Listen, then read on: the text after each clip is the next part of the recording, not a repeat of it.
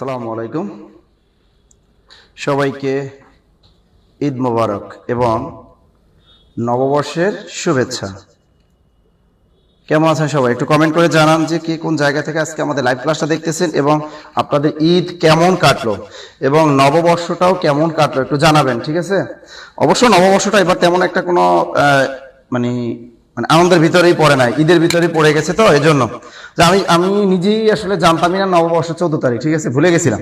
হঠাৎ দেখি যে রাস্তার পাশে কি নববর্ষ, আমি কি আল্লাহ, এবার রাস্তার পাশে নববর্ষ মানে ওই যে গ্রামগঞ্জে যেগুলো হয় মেলা, এগুলো দেখে বুঝে গেছি তাহলে আজকে কি নববর্ষ। পরে ফেসবুকে দেখলাম নববর্ষ।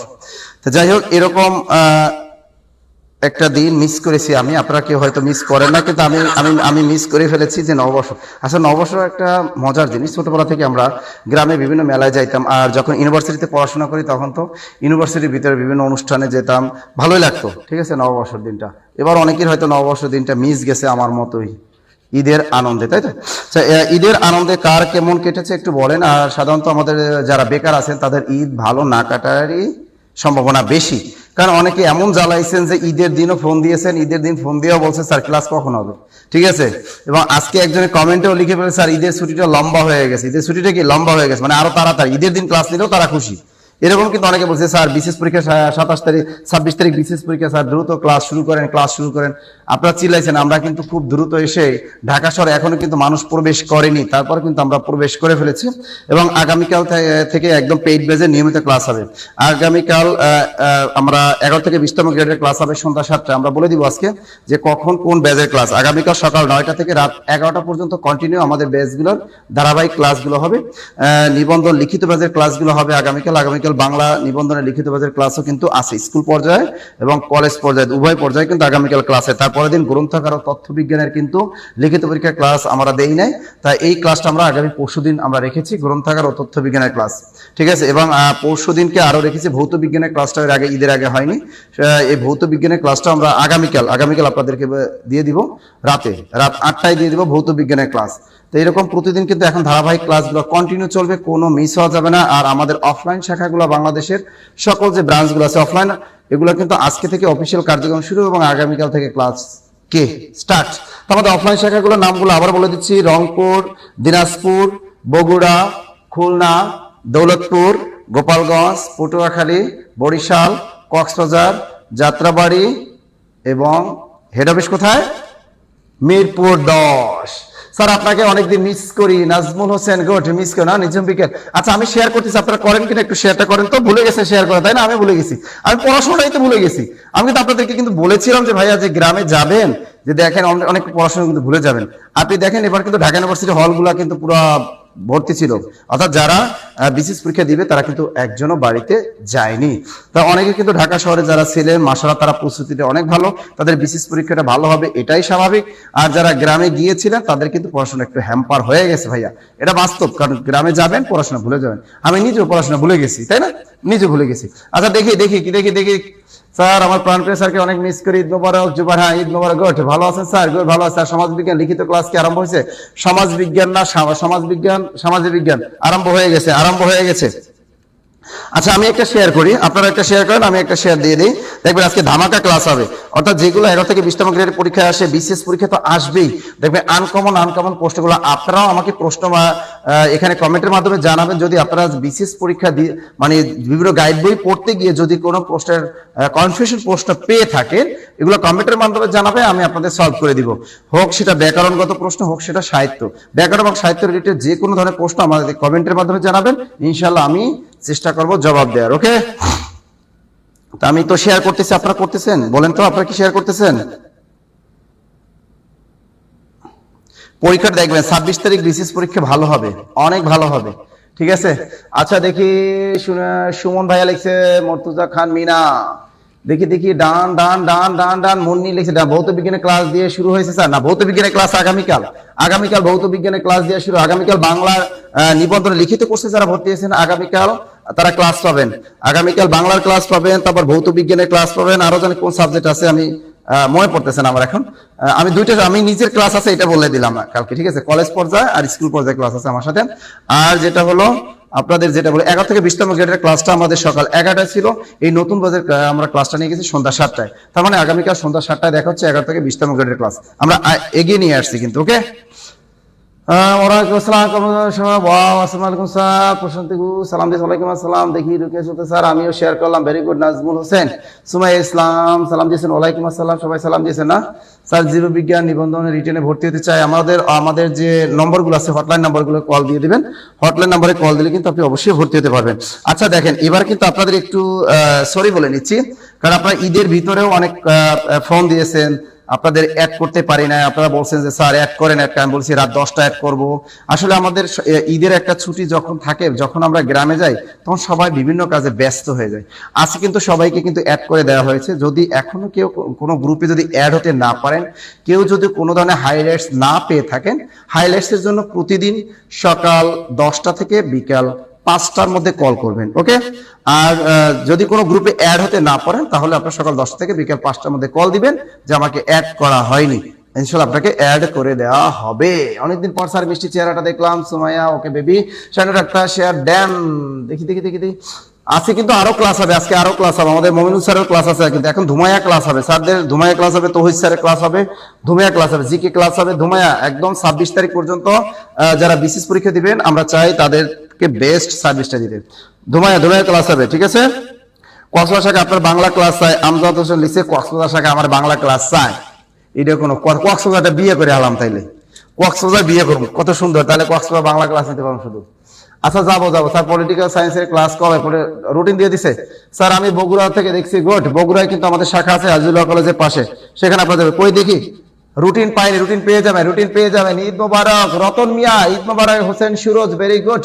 আমাদের সোহিলি লাবণী আছেন, আমাদের মুস্তাকিম, ও খাদিজা রূপা, দেখি হুমায়ুন কবির ভাইয়া, আরে দিয়ে দিব সবই, কেবল আজকে আমরা অফিস খুললাম, সব পাবেন, সব এখন থেকে নিয়মিত ক্লাস পাবেন, নিয়মিত পাবেন। কক্সবাজার আপনাকে বেশি মিস করতেছে, ওকে। দেখি সানিয়া আক্তার, কুমিল্লা, নুজাইনাতুন জান্নাত স্যার, গ্রন্থাগার তথ্যবিজ্ঞান লিখিত ক্লাস শুরু করছেন। হ্যাঁ, গ্রন্থাগার তথ্যবিজ্ঞানের লিখিত ক্লাস আগামীকাল না পরশুদিন শুরু হবে, গ্রন্থাগার ও তথ্যবিজ্ঞানের ক্লাস, ওকে। যারা এই ক্লাসটা পান নাই, 11 থেকে 20তম গ্রেডের ক্লাস রুটিন চাই, রুটিন দিয়ে দিবে আজকে, সবাইকে রুটিন দিয়ে দেবে, নতুন রুটিন আজকে দিয়ে দেবে। আগামীকাল সন্ধ্যা 7টায় ক্লাস আছে 11 থেকে 20তম গ্রেডের, সুতরাং এই সুসংবাদটাও দিয়ে দিলাম আপনাদেরকে। ঈদ মুবারক sir. Murtaza Khanam Mina, good. Shanta Mehjabin, Sadia ফ্রিন, good. Eid মুবারক স্যার, ঈদ মুবারক স্যার। আপনারা এত ঈদ বানান পারেন কেমনে?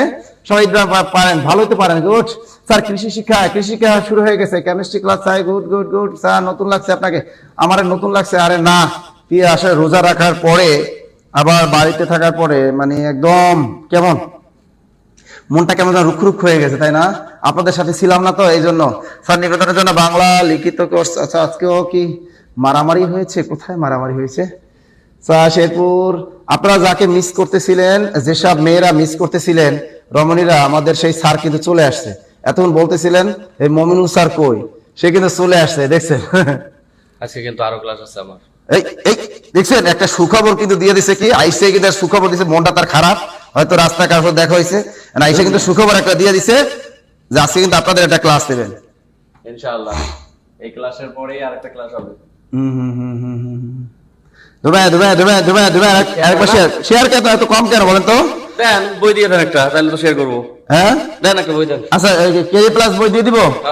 আচ্ছা শেয়ার করে একটা বই পেয়ে যাবেন। আচ্ছা যাক, কেরিয়ার প্লাস বইটা দিয়ে দিই, এটা দিয়ে দেন। শেয়ার করে বই পেয়ে যাবেন। আচ্ছা, বইটা দিয়ে দিই। আচ্ছা দেখি, আজকে যে সর্বোচ্চ শেয়ার করবে তাকে কিন্তু বইটা দিয়ে দিব। স্যার ঈদ বারান কোনটা সব শেখাবো। রসইদা বই দিয়ে দিব, টেনশন নাই, এটা দিয়ে দিব।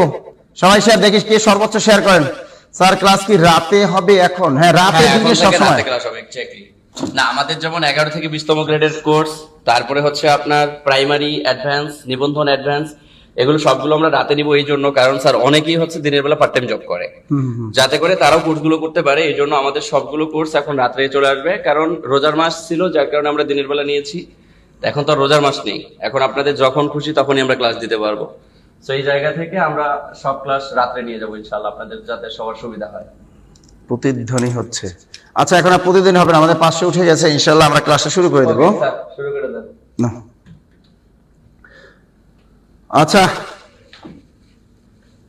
আচ্ছা দেখি একটু, রাত 8টায় ক্লাস হবে, সমস্যা নাই।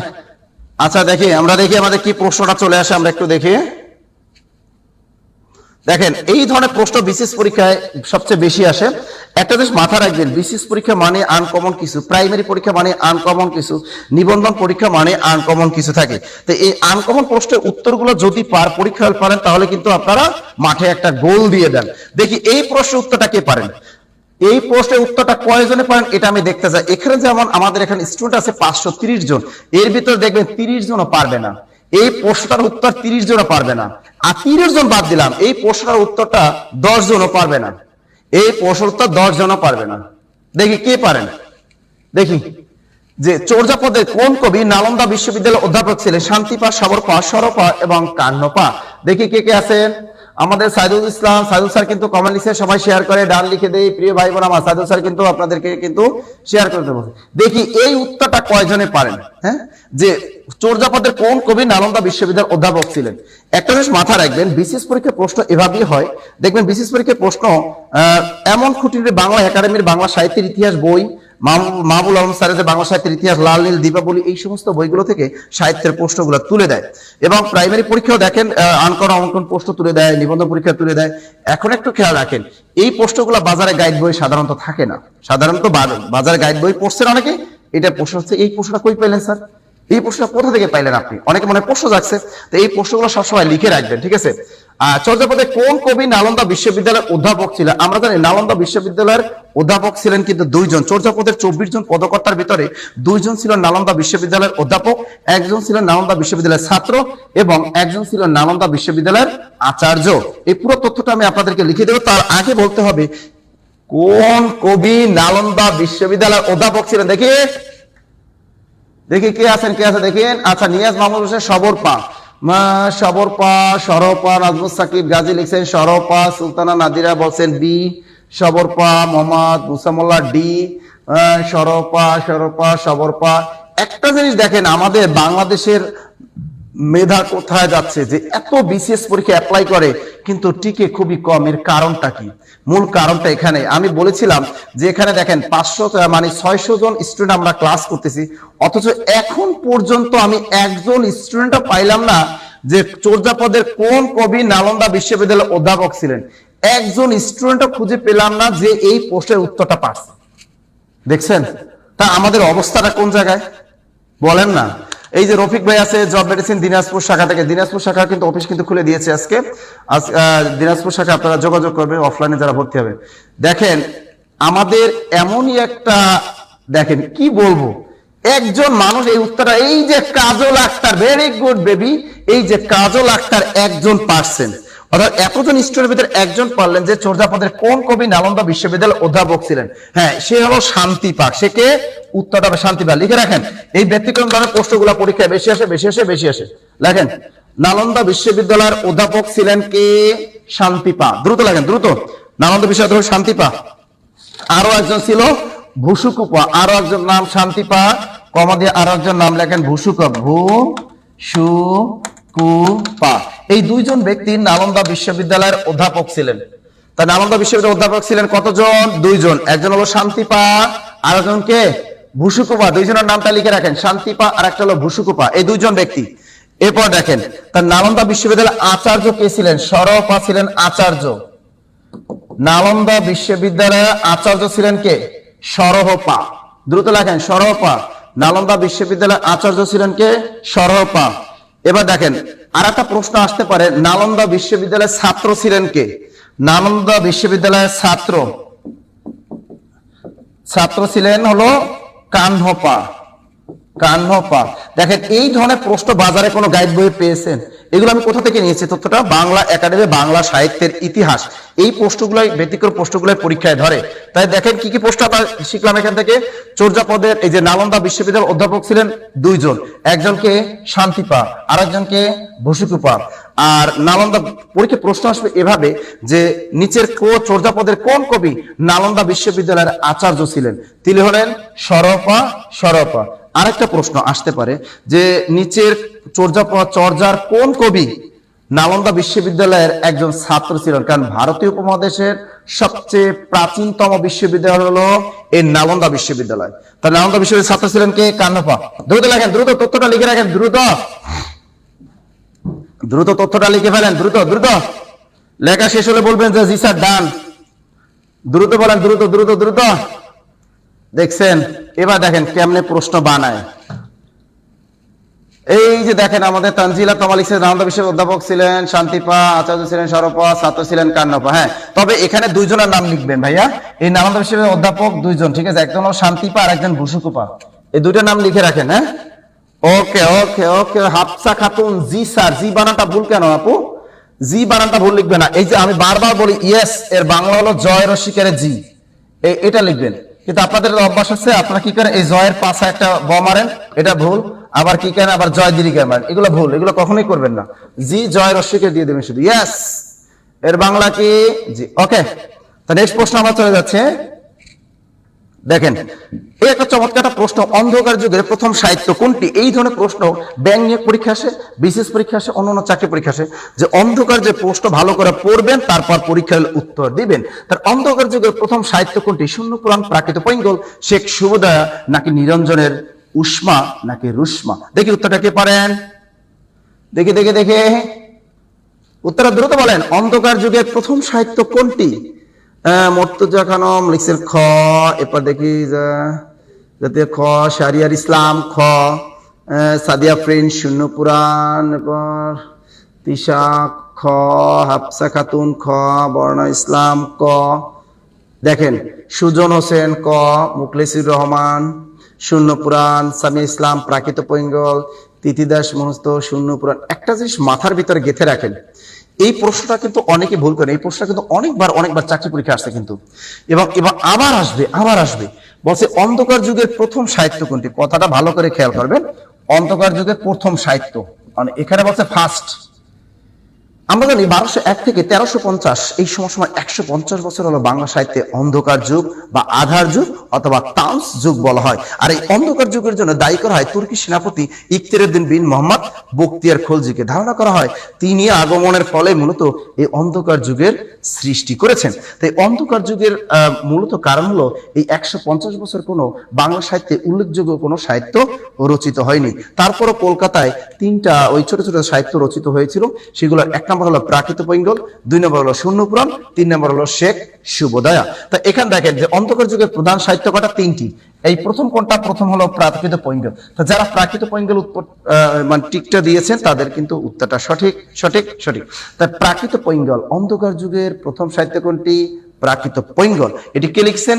শ্রীহর্ষ রচিত। এটা কে লিখছেন? এর রচয়িতা হলো শ্রীহর্ষ, রচয়িতা শ্রীহর্ষ, এইটা কিন্তু লিখছেন। এটি একটি গীতি কবিতার একটি মহাসংকলন গ্রন্থ। তাই প্রাকৃত পৈঙ্গল কোন ধরনের গ্রন্থ? এটি গীতি কবিতার একটি মহাসংকলন গ্রন্থ। তাই পরীক্ষায় আসতে পারে যে প্রাকৃত পৈঙ্গল এটি কোন যুগের সাহিত্য? এটি অন্ধকার যুগের সাহিত্য। এটি রচয়িতাকে শ্রীহর্ষ। এটি কোন ধরনের গ্রন্থ? এটি গীতি কবিতার একটি মহাসংকলন গ্রন্থ। তার অন্ধকার যুগের দ্বিতীয় সাহিত্য কোনটা? অন্ধকার যুগের দ্বিতীয় সাহিত্য শূন্য পুরাণ। আর আমরা সবাই জানি যে শূন্য পুরাণ কাব্যটির রচয়িতা হলেন রামাই পণ্ডিত। এটি 51টি অধ্যায় বিভক্ত গদ্য পদ্য মিশ্রিত এক ধরনের চম্পু কাব্য। তাই শূন্য পুরাণ কোন ধরনের কাব্য? প্রশ্ন আসতে পারে। এটি একটি চম্পু কাব্য। আপনি দেখবেন যে বিশেষ পরীক্ষা মানে ভিন্ন ধর্মী কিছু। এই শূন্য পুরাণ ক্লিয়ার? তা শূন্য পুরাণ গ্রন্থটি কতটি অধ্যায় বিভক্ত? 51টি অধ্যায় বিভক্ত। এটি কোন ধরনের কাব্য? এটি একটি চম্পু কাব্য। পরীক্ষা আসতে পারে চম্পু কাব্য কি? গদ্য পদ্য মিশ্রিত করে যে সাহিত্য রচনা করা হয় সেটাকেই বলে চম্পু কাব্য। আর এই শূন্য পুরাণ গ্রন্থের একটা বিখ্যাত কবিতা কি? নিরঞ্জনের উষ্মা অথবা রুষ্মা। এটা হলো একটা বিখ্যাত কবিতা। শূন্য পুরাণ গ্রন্থের ভিতরে একটা বিখ্যাত কবিতা আছে, সেই কবিতাটার নাম হলো নিরঞ্জনের উষ্মা অথবা রুষ্মা। এটাকে বলা হয় বড় জালালি এবং ছোট জালালি। পরীক্ষায় প্রশ্ন আসতে পারে বাংলা সাহিত্যে কোন কবিতাকে বড় জালালি এবং ছোট জালালি বলা হয়? সেটা হলো নিরঞ্জনের উষ্মা অথবা রুষ্মা। ওকে, দেখেন আসতে পারে নিরঞ্জনের উষ্মা অথবা উষ্মা কবিতাটি কোন কাব্যের অন্তর্গত? এটি হলো শূন্য পুরাণ কাব্যের অন্তর্গত। এবার দেখেন সর্বশেষ তৃতীয় কোনটা? শেখ শুভদয়া। শেখ শুভদয়া আসতে পারে। শেখ শুভদয়া এই কাব্যটি রচয়িতাকে হলায়ুদ মিশ্র। আমরা সবাই জানি কাব্যটির রচয়িতাকে হলায়ুদ মিশ্র। হলায়ুদ মিশ্র। এটি 25টি অধ্যায় বিভক্ত গদ্য পদ্য মিশ্রিত এক ধরনের চম্পু কাব্য। তার মানে শেখ শুভোদয় কি? শেখ শুভোদয় কিন্তু ভাইয়া এটাও একটা চম্পু কাব্য, আর এটা কিন্তু গদ্য পদ্য মিশ্রিত এক ধরনের চম্পু কাব্য। কোনটা? শেখ শুভোদয়া। লিখছেন এটি রাজা লক্ষণ সেন এবং এটিকে রাজা লক্ষণ সেন এবং জালালউদ্দিন তাবরেজির অলৌকিক কাহিনী নিয়ে রচিত সাহিত্য কোনটা? শেখ শুভোদয়া। তা আবার বলে দিচ্ছি, অন্ধকার যুগের প্রধান সাহিত্য হলো তিনটি। প্রথম কোনটা? প্রাকৃত পৈঙ্গল। দ্বিতীয় কোনটা? শূন্য পুরাণ। সর্বশেষ এবং তৃতীয় কোনটা? শেখ শুভোদয়া। ক্লিয়ার? সাউন্ড প্রতিধ্বনি হচ্ছে, বাজতেছে, ক্লিয়ার না কেন? সাউন্ড প্রতিধ্বনি হবে কেন? প্রতিধ্বনি তো হওয়ার কথা না। আচ্ছা দেখি, এখন দেখি ক্লিয়ার কিনা। আচ্ছা এবার দেখেন ক্লিয়ার কিনা, একটু বলেন তো ক্লিয়ার কিনা। অন্ধকার যুগ ক্লিয়ার কিনা? ক্লিয়ার তো সবাই? সাউন্ড ক্লিয়ার কিনা একটু বলতো, সাউন্ড ক্লিয়ার কিনা? সাউন্ড প্রতিধ্বনি হচ্ছে, স্যার ক্লিয়ার? ওকে। আচ্ছা এখান থেকে যদি প্রশ্ন আমাদের আসে, পারবো আমরা? এখান থেকে যদি পরীক্ষায় প্রশ্ন আসে আমরা পারবো? পারবো তো? ক্লিয়ার? ক্লিয়ার বলেন। এই যে দেখেন অন্ধকার যুগ থেকে এবার বিশেষ পরীক্ষা একটা প্রশ্ন কিন্তু ধরতে পারে, তাহলে অন্ধকার যুগ থেকে যদি প্রশ্ন আসে আমরা যদি পারি যেন, ঠিক আছে? আর একটা প্রশ্ন আসতে পারে, অন্ধকার যুগের ধারণাকে খণ্ডন করেন কে? অন্ধকার যুগের সাউন্ড সমস্যা।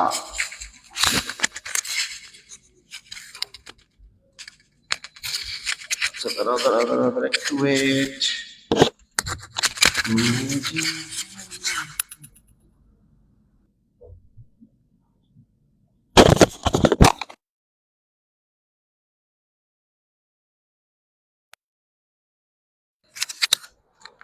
আচ্ছা দেখেন এবার ক্লিয়ার কিনা একটু জানাবেন। হ্যাঁ, সমস্যা বেশি হচ্ছে। আচ্ছা দেখেন এবার ক্লিয়ার কিনা।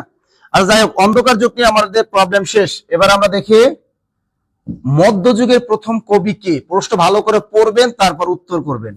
এখানে বলছে মধ্যযুগের প্রথম কবি কে? কান্নপা, বিদ্যাপতি, বরুচণ্ডীদাস নাকি মালাধার বসু? দেখি এখন ক্লিয়ার আছে? ওকে দেখেন দেখেন কি হবে।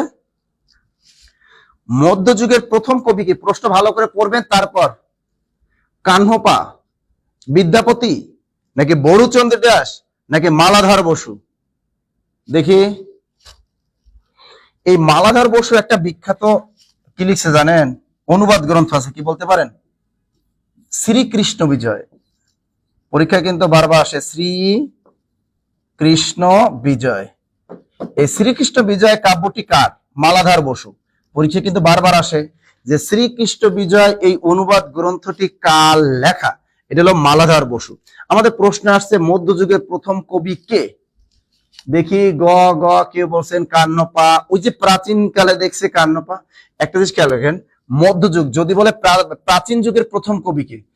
আমরা জানি প্রাচীন যুগের প্রথম কবি কে? লুইপা। আর এখানে বলছে মধ্যযুগের প্রথম কবি, তাহলে মধ্যযুগ 1201 থেকে 1800 এই সময়টাকে বলা হয় মধ্যযুগ। তা মধ্যযুগের একমাত্র যে কাব্য সেটা হলো শ্রীকৃষ্ণ কীর্তন কাব্য, যেটা আমরা জানি এই শ্রীকৃষ্ণ কীর্তন কাব্যটির মূল রচয়িতা হলেন কে? বরুচণ্ডী দাস। সুতরাং তাকেই বলা হবে মধ্যযুগের প্রথম কবি। উত্তরটা হবে বরুচণ্ডী দাস, বরুচণ্ডী দাস, বরুচণ্ডী দাস, বরুচণ্ডী দাস, বরুচণ্ডী দাস। তা বরুচণ্ডী দাস কি লিখেছেন বলেন তো? বরুচণ্ডী দাস কি লিখেছেন? এই বরুচণ্ডী দাস কিন্তু কি লিখেছেন বলেন তো? বরুচণ্ডী দাস শ্রীকৃষ্ণ কীর্তন কাব্যটির মূল রচয়িতা হলেন বরুচণ্ডী দাস। আর বিদ্যাপতিকে তিনি হলেন মিথিলার কবি, তিনি হলো ব্রজবুলি ভাষার স্রষ্টা বা আবিষ্কারক। আর কান্নপা হলো চর্যাপদের শ্রেষ্ঠ কবি এবং প্রধান কবি। তাই লিখে রাখেন চর্যার প্রধান এবং শ্রেষ্ঠ কবি। চর্যার প্রধান এবং শ্রেষ্ঠ কবি যদি পরীক্ষা আসে উত্তরটা হবে কান্নপা। আর বিদ্যাপতিকে তিনি হলেন মিথিলা রাজসভার কবি। তিনি কি বাংলা সাহিত্যে মৈথিলী কোকিল কাকে বলা হয়? এই বিদ্যাপতিকে। তা বিদ্যাপতির মূল অবদানটা কি জানেন? ওই যে ব্রজবুলি ভাষা আবিষ্কার করলেন। তাই ব্রজবুলি ভাষার স্রষ্টা বা আবিষ্কারককে বিদ্যাপতি।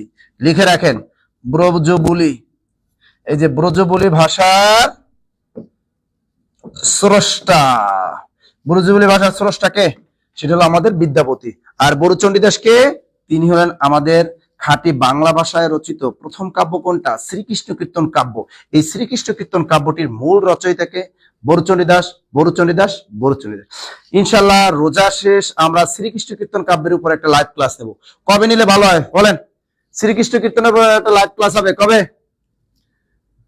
স্যার বরুচণ্ডী দাস সম্পর্কে আলোচনা করুন, করুন একটু করুন। আসতেছে আরো প্রশ্ন, আসতেছে আসতেছে আসতেছে। হলো, হ্যাঁ হ্যাঁ হ্যাঁ, দ্রুত দ্রুত দ্রুত। শ্রীকৃষ্ণ কীর্তনের উপর লাইভ ক্লাস হবে, লাইভ ক্লাস হবে। এরপরে প্রশ্ন দেখেন, এই যে দেখেন আপনি যে প্রশ্নটা উত্তর জানতে চেয়েছেন এখানে পাবেন। বৈষ্ণব পদকর্তা চণ্ডীদাস কতজন? এটা নিয়ে আপনাদের অনেকের কনফিউশন থাকে যে বাংলা সাহিত্যে মূলত চণ্ডীদাস কতজন। অপশন আছে 3, আছে 2, আছে 4, আছে 5। আপনাদের কাছ থেকে উত্তরটা আশা করতেছি। দেখি কে। ওরে বাবার ঈদের ছুটিতে বিয়ের কাজটা সেরে ফেললেই তো ভালো করতেন। ওরে একজনে তো কর নাই যে স্যার পাত্রী আপনার জন্য এটা রেডি। কেউ তো পাত্রী একজন রেডি করেন না আমার জন্য। বিয়ে কারে করা যায় কোন? দেখি দেখি, কেউ বলছেন 3, কেউ বলছেন 2। আশরাফুল ইসলাম বলেছেন স্যার 4 জন। তিথি দাস বলেছেন স্যার 3 জন। আমাদের জহিরুল ইসলাম 3 জন। প্রশস্তি বলেছেন 3 জন, 3 জন। দেখেন এবার একটু ভালো করে খেয়াল রাখেন। এই যে মোহাম্মদ কি হোসেন রিয়াজ লিখেছেন স্যার 4 জন। সুজন হোসেন 4 জন। ভালো করে খেয়াল করবেন, এই ধরনের কনফিউশন প্রশ্ন যদি পরীক্ষা আসে একদম সাবধানতা অবলম্বন করতে হবে। খেয়াল রাখেন, মধ্যযুগের বাংলা সাহিত্যে চণ্ডীদাস মূলত 4 জন। কতজন? 4 জন। পরীক্ষা এখানে 4 অপশনে আছে, আছে 4 জন। 1 নম্বরে লেখেন বরুচণ্ডী দাস, বরুচণ্ডী দাস। 2 নম্বরে দীনচণ্ডী দাস। 3 নম্বরে দ্বিচণ্ডী দাস। 4 নম্বরে আদিচণ্ডী দাস, আদিচণ্ডী দাস। এই তথ্যটা আমি নিয়েছি লাল নীল দীপাবলি বইয়ে দেয়া আছে, সুন্দর মতো লাল নীল দীপাবলি বইয়ে দেয়া আছে। বাংলা সাহিত্যে চণ্ডীদাস হলেন 4 জন। 1 নম্বরে বরুচণ্ডী দাস, 2 নম্বরে দীনচণ্ডী দাস, 3 নম্বরে দ্বিচণ্ডী দাস, 4 নম্বরে হলো আদিচণ্ডী দাস। ক্লিয়ার? সবাই ক্লিয়ার? আসলে এই কিন্তু ডক্টর মোহাম্মদ শহীদুল্লাহ বলছেন চণ্ডীদাস 3 জন। ডক্টর মোহাম্মদ শহীদুল্লাহর মতে কতজন? লিখে রাখেন। ডক্টর মোহাম্মদ পরীক্ষা ধরতে পারে যে ডক্টর মোহাম্মদ শহীদুল্লাহর মতে বাংলা সাহিত্যে চণ্ডীদাস কতজন? 3 জন। তার মতে 3 জন কোনটা? এই 3 জন। এই প্রথম 3 জন এটা হলো ডক্টর মোহাম্মদ শহীদুল্লাহর মতে। ওকে, আসলে এই চণ্ডীদাস কি বাংলা সাহিত্যে 4 জন নাকি 3 জন তা মধ্যযুগের বাংলা সাহিত্যে আসলে কোথাও খুঁজে পাওয়া যায় না। ঠিক আছে, আসল কথা হলো লাল নীল দীপাবলি বইয়ে সুন্দর মতো দেয়া আছে, বাংলা একাডেমি বাংলা সাহিত্য ইতিহাস বইয়েও দেয়া আছে যে বাংলা সাহিত্যে চণ্ডীদাস কতজন? 4 জন। প্রকৃত পক্ষে এই 4 জন কি একই ব্যক্তির নাম, ভিন্ন ভিন্ন নাম? অর্থাৎ প্রকৃত পক্ষে এই চণ্ডীদাস, এই বরুচণ্ডী দাস, দীনচণ্ডী দাস, দ্বিচণ্ডী, আদিচণ্ডী দাস, এগুলো কি একজন ব্যক্তির নাম নাকি কোনো ভিন্ন ভিন্ন ব্যক্তির নাম? তা কিন্তু মধ্যযুগের বাংলা সাহিত্যে কোথাও খুঁজে পাওয়া যায় না। এই সমস্যাটাকে মূলত বলা হয় চণ্ডীদাস সমস্যা। ক্লিয়ার? এই যে বরুচণ্ডী দাস, দীনচণ্ডী দাস, দ্বিচণ্ডী দাস, আদিচণ্ডী দাস, অনেকে মনে করেন যে একজন চণ্ডীদাসেরই মনে হয় 4টা ভিন্ন ভিন্ন নাম। আবার অনেকে কয় না, বরুচণ্ডী দাস একজন, দীনচণ্ডী দাস আরেকজন, দ্বিচণ্ডী দাস আরেকজন এবং আদিচণ্ডী দাস আরেকজন, এরকম বলে। আসলে প্রকৃতপক্ষে এই 4 জন কি একই ব্যক্তির নাম নাকি তা ভিন্ন ভিন্ন ব্যক্তির নাম তা মধ্যযুগে বাংলা সাহিত্যে কোথাও খুঁজে পাওয়া যায় না। এই প্রবলেমটাকে বলা হয় মূলত চণ্ডীদাস সমস্যা। তো এখানে বলছে বৈষ্ণব পদাবর্তী চণ্ডীদাস কতজন? উত্তর হবে 4 4 4। কোনো কারণে যদি অপশনে 4 না থাকে সেক্ষেত্রে আপনি 3 টিক দিবেন। কত? 3। Clear? Clear clear clear clear clear? এটা ক্লিয়ার? স্যার আছে কি এনটিএসসি স্কুল এন্ড কলেজে কোনো ক্লাস হবে না? আছে কোনো ক্লাস নাই? আছে কোনো? শুধু বাংলা না, শুধু বাংলায় ভর্তি হওয়া যাবে না। আচ্ছা দেখি দেখি, বাংলায় এনটিএসসি করতে পারবেন, শুধু এনটিএসসি। পরের প্রশ্নটা দেখে কনফিউশন প্রশ্ন। এবার দেখেন, মধ্যযুগের সাহিত্যের সবচেয়ে উল্লেখযোগ্য শাখা কোনটি? এটা কিন্তু পিএসসির অধীনে চাকরি পরীক্ষা আসছে, এটা কিন্তু বিসিএস পরীক্ষা ধরতে পারে। মধ্যযুগের বাংলা সাহিত্যের সবচেয়ে উল্লেখযোগ্য শাখা কোনটি? 1 নম্বর কি অনুবাদ সাহিত্য, 2 নম্বর কি রোমান্টিক প্রণয়পাখ্যান, 3 নম্বর কি মঙ্গল কাব্য, নাকি 4 নম্বরে জীবনী সাহিত্য?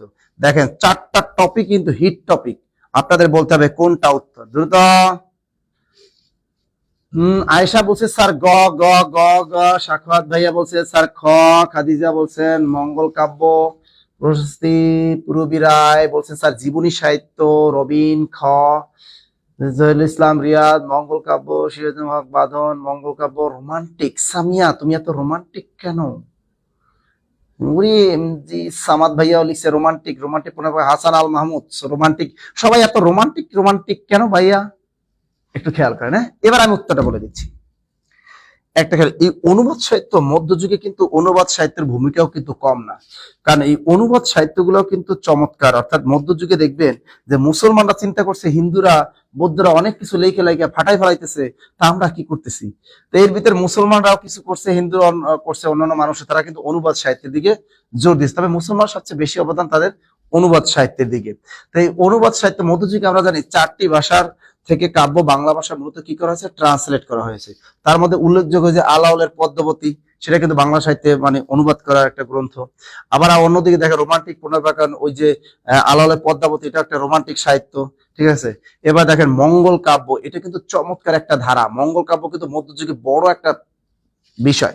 যেমন মঙ্গল কাব্য কিন্তু, মঙ্গল কাব্যের প্রধান ধারা কিন্তু 3টা: মনসা মঙ্গল, চণ্ডী মঙ্গল, অন্নদা মঙ্গল, এবং অপ্রধান মঙ্গল কাব্য কিন্তু আছে, ধর্ম মঙ্গল আছে, কালিকা মঙ্গল, ঠিক আছে।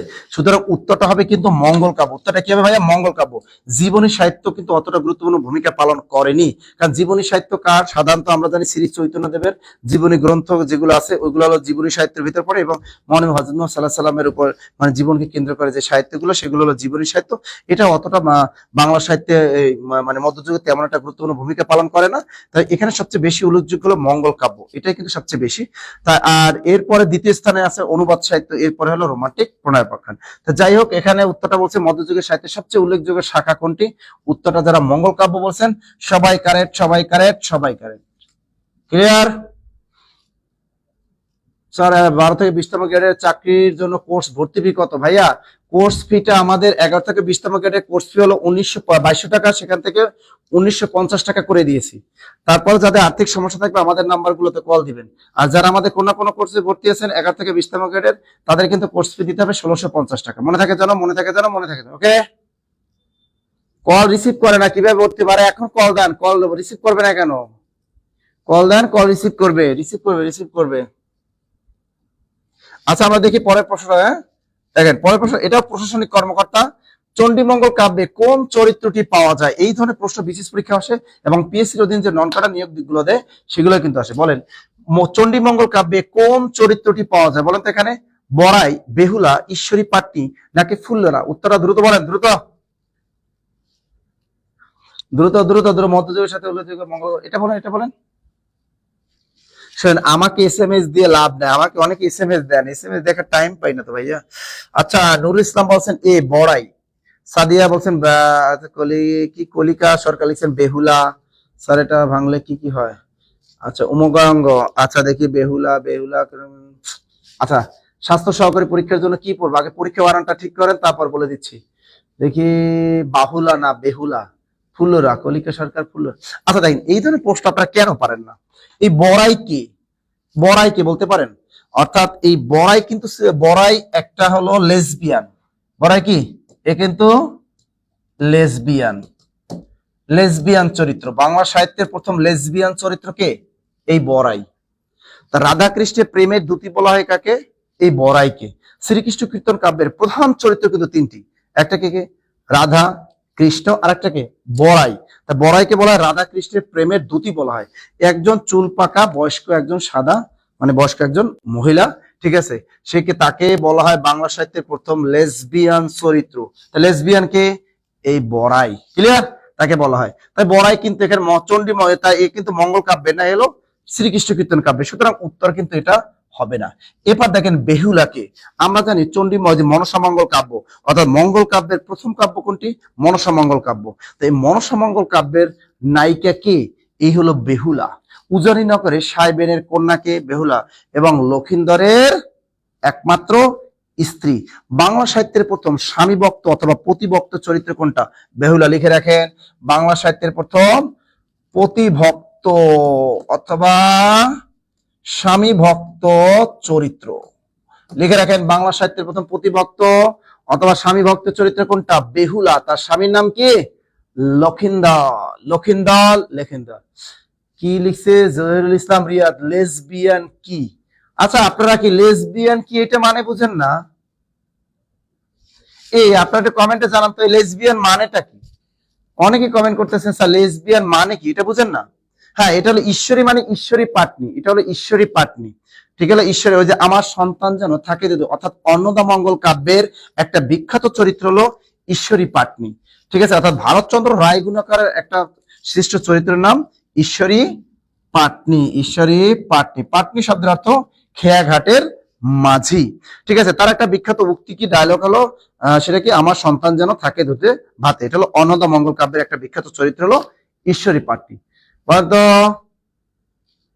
লিখছেন। আর ফুল্লুরাকে তাহলে এখানে কি বলছেন যে চণ্ডীমঙ্গল কাব্যে, তাহলে এটা এটা হলো অন্নদামঙ্গল কাব্যের চরিত্র। এটা কোন অন্নদা? এটা হলো অন্নদা মঙ্গল। তা অন্নদামঙ্গল কাব্যের একটা বিখ্যাত চরিত্র, অন্নদামঙ্গল কাব্যের একটা বিখ্যাত চরিত্র হলো ঈশ্বরী পাটনি। তাহলে উত্তরটা কি? উত্তরটা হলো ফুল্লরা ফুল্লরা ফুল্লরা। এটা হলো কে? চণ্ডীমঙ্গল কাব্যের নায়িকা। তা চণ্ডীমঙ্গল কাব্যের নায়িকা কে? ফুল্লরা। চণ্ডীমঙ্গল কাব্যের নায়িকা কে? ফুল্লরা। হ্যাঁ, চণ্ডীমঙ্গল কাব্যের নায়িকা কে? এই ফুল্লরা। চণ্ডীমঙ্গল কাব্য। এখন আমাকে আপনারা বলেন, এই যে একজন একটা প্রশ্ন করছে লেসবিয়ান কি, কে পারেন? কি লিখছে? প্রান্ত লিখছে may plus may is equal to lesbian, মানেটা কি? May plus may is equal to lesbian এর মানেটা কি ভাইয়া? আমি নিজেও তো পারি না লেসবিয়ান কি ভাইয়া, একটু বুঝাই দেন তো আমারে। লেসবিয়ান মানেটা কি? কে পারেন? দ্রুত বলেন।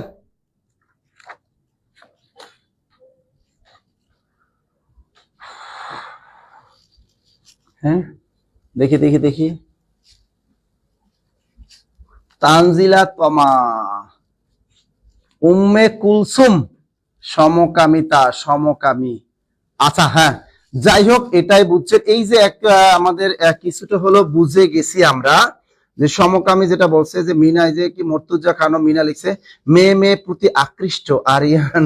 হ্যাঁ, চমৎকার। শরীফ থেকে শরীফা, এই যে একটা চমৎকার উদাহরণ দিয়ে দিছে যে স্যার এটা হলো শরীফ থেকে শরীফা, শরীফ থেকে কি শরীফা। হ্যাঁ, সমকামিতা। হ্যাঁ, এই লেসবিয়ান বলা হয় সাধারণত যে মেয়ে মেয়ের প্রতি আকৃষ্ট। এই যে কোথায় যেন আজকে ফেসবুকে দেখলাম, কোন জায়গায় ও মংলা গেছে, চাঁদপুর থেকে একটা মেয়ে মংলা গেছে, অর্থাৎ মেয়ে মেয়ের সাথে প্রেম করছে।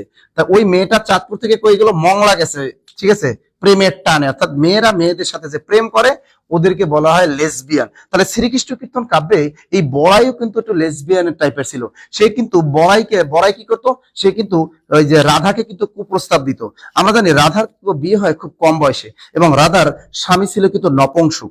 এই নপুংসক থাকার সুযোগে এই সুযোগটা কাজে লাগাতে চায় বড়াই। সে কি করে? মাঝে মাঝে কুপ্রস্তাব দেয় কাকে? মানে রাধাকে। কিন্তু রাধা তার এই যে কুপ্রস্তাবে কিন্তু কখনোই সাড়া দেয়নি।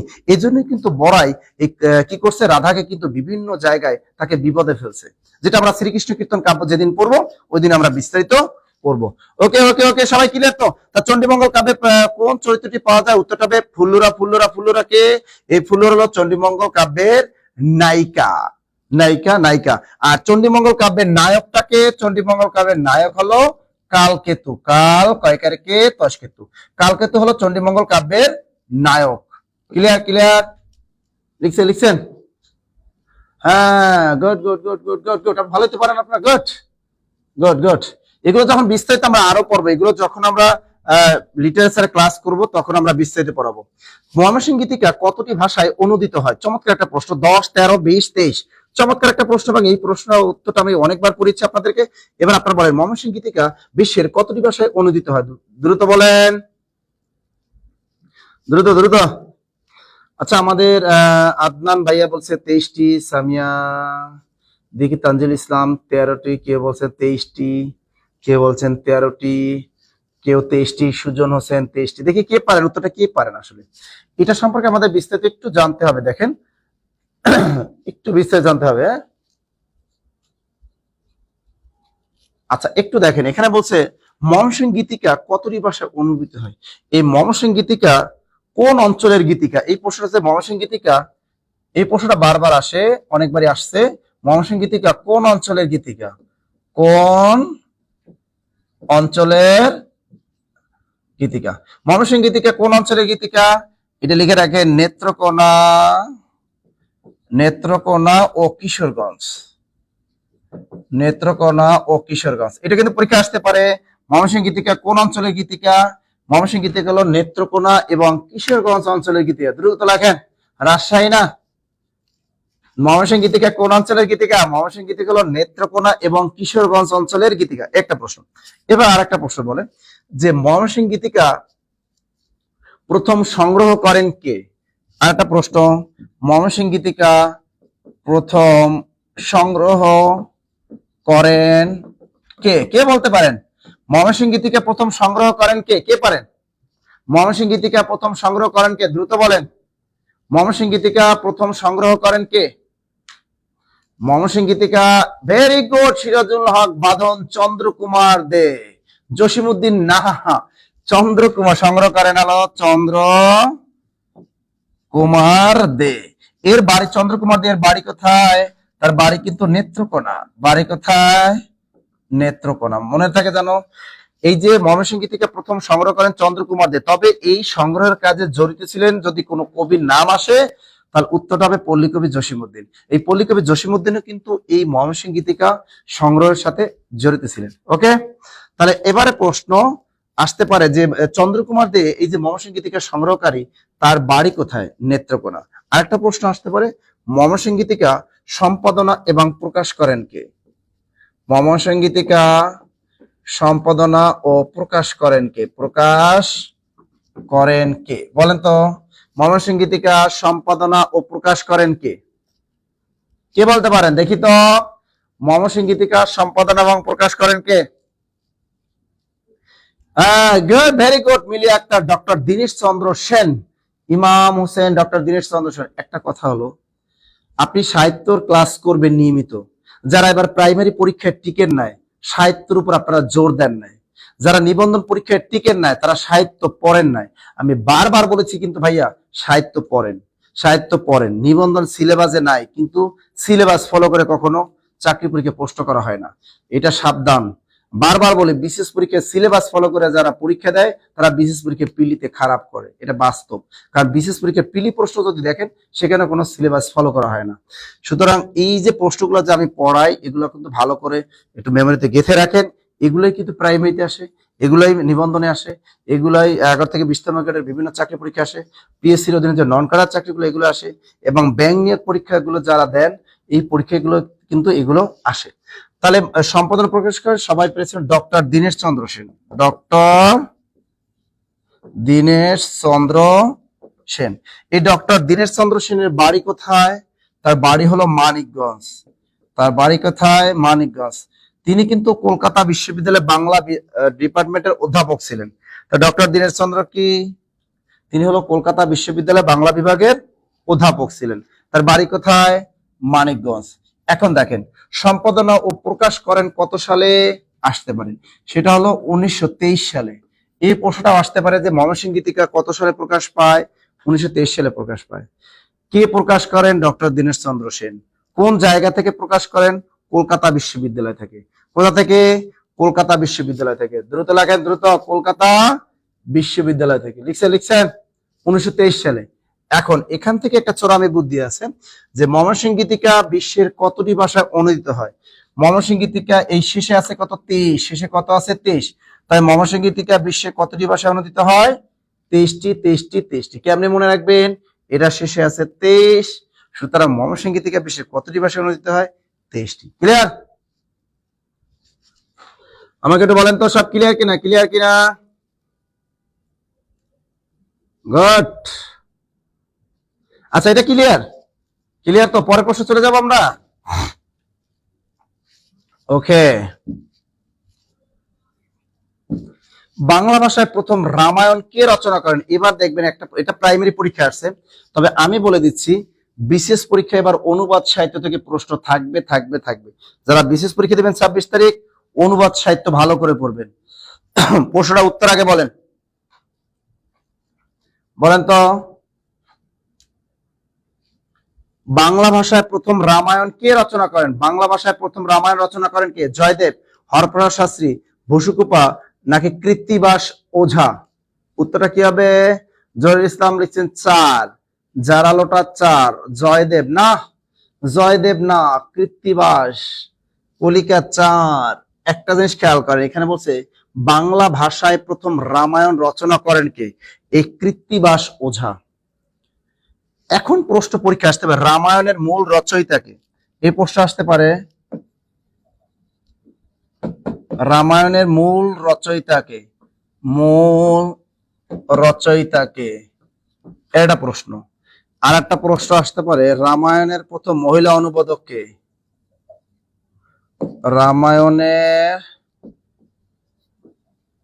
প্রথম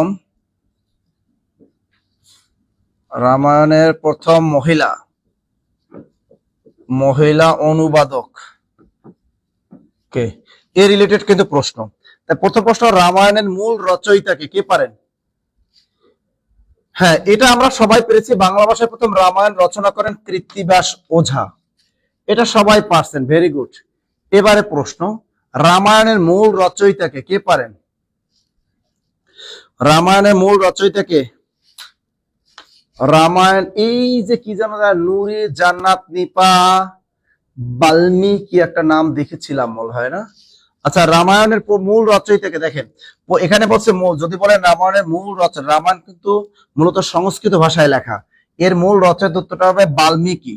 এই বাল্মীকি বানানটাও কিছু লয় নিচে ম, কয় দীর্ঘিকার, কয় রস্বইকার, এই বানানটাও আসে। আর বাল্মীকি শব্দের অর্থও আসে কিন্তু, উই পোকা ঢি বি। পরীক্ষা আসতে পারে, দেখেন বাল্মীকি বানানটা আসতে পারে লয় নিচে ম, কয় দীর্ঘিকার, কয় রস্বইকার, এলো বাল্মীকি বানানটা। এখন বাল্মীকি শব্দের অর্থ কি? উই পোকা ঢি বি, অর্থাৎ উই পোকায় যে বাসা বাঁধে ওইটাকে বলা হয়। এখন দেখেন, এই যে রামায়ণের মূল রচয়িতা কিন্তু তিনি, তার নাম কি? বাল্মীকি। উনি সংস্কৃত ভাষায় কিন্তু রামায়ণ লিখছেন। এখন লেখেন, এই রামায়ণটাকে আবার বাংলায় প্রথম অনুবাদ করলো কে? তিনি হলো পুরুষ, তার নাম হলো কৃত্তিবাস ওঝা। আবার আসতে পারে রামায়ণের প্রথম মহিলা অনুবাদক কে? এই উত্তরটা আপনারা মোটামুটি পেরেছেন, সেটা হলো চন্দ্রাবতী। আবার আসতে পারে চন্দ্রাবতী কে? চন্দ্রাবতী কে? তিনি হলো বাংলা সাহিত্যের প্রথম মহিলা কবি, তাকে আবার কি বলা হয়? বাংলা সাহিত্যের প্রথম মহিলা কবি। লেখেন, বাংলা সাহিত্যের প্রথম মহিলা কবি। তা বাংলা সাহিত্যের প্রথম মহিলা কবি কি? এই চন্দ্রাবতী। তার বাড়ি কোথায়? তার বাড়ি কিন্তু কিশোরগঞ্জ। তার বাড়ি কোথায়? কিশোরগঞ্জ। তার পিতার নাম কি? দ্বিজবংশী দাস। তার পিতার নাম কি? তার পিতার নাম দ্বিজবংশী দাস।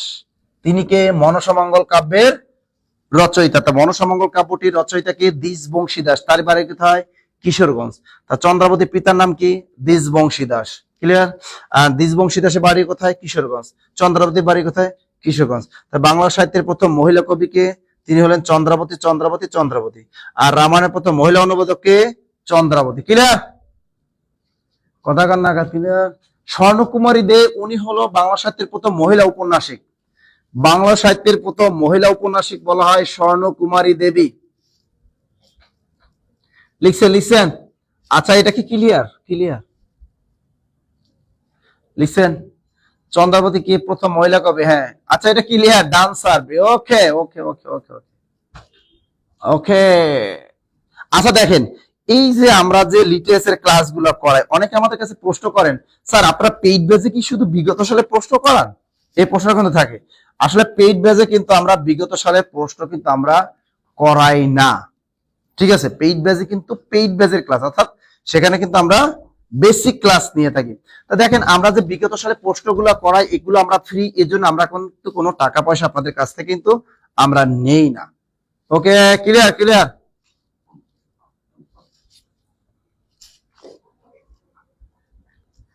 11 থেকে 20তম গ্রেডে পাশ করে মাদ্রাসা থেকে পাশ করে কি চাকরি পাওয়া যাবে? আরে পাবা না কেন? মাদ্রাসা স্টুডেন্টরা কি স্টুডেন্ট না?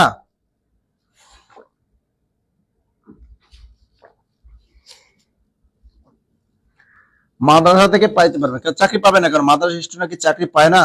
তারা কি চাকরি করে না? আচ্ছা, লিখছেন? গুড। পরে প্রশ্ন, লাইলি মজনু কাব্যের উপাখ্যান কোন দেশের? এটা সোনালী ব্যাংক নিয়োগ পরীক্ষা আসছে, দেখেন এটা অন্যান্য চাকরি পরীক্ষা ধরতে পারে। লাইলি মজনু কাব্যের উপাখ্যান কোন দেশে? সৌদি আরব, ইরাক, ইরান, মিশর। এটা অনেকে ভুল করেন, বাজার অনেক গাইডে ভুল দেখেছি আমি। দেখেন তো, আচ্ছা 12 তারিখে টাকা পেমেন্ট করেছিলাম, সাজেশন গুলো কবে পেতে পারি? অফিসে যোগাযোগ করো। আশারাজ ইরান, মুর্শিদা খাতুন ইরান, সাদিয়া ইরান করতেছেন কেন? ইরানে যুদ্ধ শুরু হয়ে গেছে তাই? স্যার ভর্তি হয়েছি, আল্লাহ ভরসা। হ্যাঁ আল্লাহ ভরসা। খাদিজা রূপা ইরান। দ্রুত দ্রুত দ্রুত Iran Iran Iran Iran Iran, সবাই ইরান কেন? একটা জিনিস খেয়াল, লাইলি মজনু, এই যে বাংলা সাহিত্যে চমৎকার একটা রোমান্টিক প্রণয়োপাখ্যান বলা হয় বা রোমান্টিক কাব্য বলা হয়, এই লাইলি মজনু। পরীক্ষায় প্রশ্ন আসতে পারে এই লাইলি মজনু কাব্যের রচয়িতা কে? কে বলতে পারেন? লাইলি মজনু কাব্যের রচয়িতা কে বা লাইলি মজনু কাব্যটির অনুবাদক কে বলেন তো? লাইলি মজনু কাব্যের প্রথম অনুবাদক কে? লাইলি মজনু কাব্যের প্রথম অনুবাদক কে? বা দ্রুত কে পারেন? লাইলি মজনু কাব্যের প্রথম অনুবাদক কে? কে পারেন? কে পারেন এই লাইলি মজনু কাব্যটির রচয়িতা কে? অনেকবার চাকরি পরীক্ষা আসছে। এই আলাওল, এই যে দৌলতুজির বাহারাম খা, চন্দ্র দাস, ভেরি গুড। দৌলতুজির বাহারাম খা। তো লাইলি মজনু কাব্যটির রচয়িতা বা প্রথম অনুবাদক হলো দৌলত উজির বাহারাম খা। লিখে রাখেন, দৌলত উজির বাহারাম খা। দৌলত উজির কি? বাহারাম খা। দ্রুত লেখেন, লাইলি মজনু কাব্যটির রচয়িতা হলো দৌলত উজির বাহারাম খা। ক্লিয়ার তো? আর লাইলি মজনু কাব্যের কাহিনী কোন দেশের? ইরান। আচ্ছা লাইলি মজনু কাব্যের নায়ক কে? এই কাব্যের নায়ক কে? কে পারে? লাইলি মজনু কাব্যের নায়কের নাম কি? নায়ক কে? কে পারেন? লাইলি মজনু কাব্যের নায়কের নাম কি? কে পারেন? দেখি যে আগে পাবেন তার নামটা আগে ঘোষণা করে দেব। দ্রুত বলেন, এই লাইলি মজনু কাব্যের নায়কের নাম কি? একজনও কমেন্ট করতেছেন না, কেউ পারেন না? Majnu? No, Majnu no no no. তাহলে তো আমি জিজ্ঞেস করতাম না। তাড়াতাড়ি বলেন। আমার মতো বিবাহিত মেয়েরা কিভাবে শিখবো? মজনু কেউ পারেননি। এই যে হাফসা খাতুন কয়েস, হ্যাঁ কয়েস, নামটা কি? কয়েস। এই কয়েস কিন্তু লাইলি মজনু কাব্যের নায়কের নাম কি? কয়েস। মনে থাকে যেন, মনে থাকে যেন, মনে থাকে। আমরা জানি লাইলু এবং মজনুর দীর্ঘ প্রেম কাহিনী, তাই না? আমরা জানি ছোটবেলায় যখন এই যে মক্তবে পড়তে যায়, আমিরের পুত্র থাকে কয়েস, ঠিক আছে, আর লাইলি, এরা একসাথে মক্তবে পড়ে এবং তাদের ভিতরে একটা প্রেম প্রেম ভাব গড়ে ওঠে। এবং কি করে কয়েসই কিন্তু ওই লাইলিকে প্রেমের প্রস্তাব দেয় এবং লাইলি এবং প্রেমের প্রস্তাবে সাড়া দেয়। দুজনের ভিতরে চুটিয়ে প্রেম চলতে থাকে, বাল্য প্রেম। কিন্তু পরবর্তীতে এই লাইলির মা এই জিনিসটা টের পায় এবং সে মেয়েকে বন্দি করে ফেলে যে না, তোরা মক্তবে যাওয়ার কোনো দরকার নাই, প্রেম করার কোনো দরকার নেই। পরে কি করে কয়েস, তো সে তো একদম লাইলিকে না দেখে থাকতেই পারে না। সে কি করে ভিখারের একজন ভিক্ষুকের ছদ্মবেশ ধারণ করে লাইলিদের মহলে প্রবেশ করে এবং লাইলির সাথে দেখা করে। পরে লাইলির মা টের পায়, বেটা তুই আসছিস ভিক্ষা করতে, পরে দে আমার মায়ের লাগে, তুই পুষ্টি মুষ্টি করো, দাঁড়ারে মায়ের দে। পরে মায়ের দেয়, মায়ের দিয়ে পাঠাই দেয়, ঠিক আছে। পরে কিন্তু আবার এই কয়েস কিন্তু পাগল হয়ে যায়, এই জন্য তার নাম হয় মজনু। কয়েসের নামটা চেঞ্জ হয়ে মানুষ কি ডাকে তাকে? মজনু নাম ডাকে। ক্লিয়ার? তাহলে এরপরে কিন্তু মজনুর বাবা কি করে, এই যে কয়েসের বাবা কিন্তু লাইলির মায়ের কাছে বিয়ের প্রস্তাব নিয়ে আসে। কিন্তু কিন্তু তারপরে কিন্তু পরে দেখে, লাইলির মা গিয়ে দেখে আসলে তার মেয়েকে বিয়ে দেওয়ার মতো উপযুক্ত পাত্র কয়েস না, কারণ সে কি হয়ে গেছে? পাগল হয়ে গেছে। সে বলে নো, আমার মেয়েকে, আমার এই সুন্দরী মেয়েকে তোমার পাগল ছেলের সাথে আমি বিয়ে দিব না, দিব না, দিব না, তাই না? এরপরে কি করে তারা? কি করে এরপরে কিন্তু দীর্ঘ প্রেম কাহিনী আছে কিন্তু এটার ভিতরে, ঠিক আছে। এরপর লাইলিকে তার মা কি করে? অন্য জায়গায় বিয়ে দিয়ে দেয় এবং বাসর ঘরে যখন যায় তখন কিন্তু ওই লাইলির যে হাজবেন্ড, তার ওই যে লাইলির উরুতে একটা কাটা দাগ দেখতে পায়। দেখে ওই কাটা দাগ দেখার ফলে তার ভিতরে সন্দেহ সৃষ্টি হয়। এই জন্য তাদের ভিতরে কিন্তু আসলে বাসর ঘরে কোনো রোমান্স হয় না, সন্দেহ থাকার কারণে।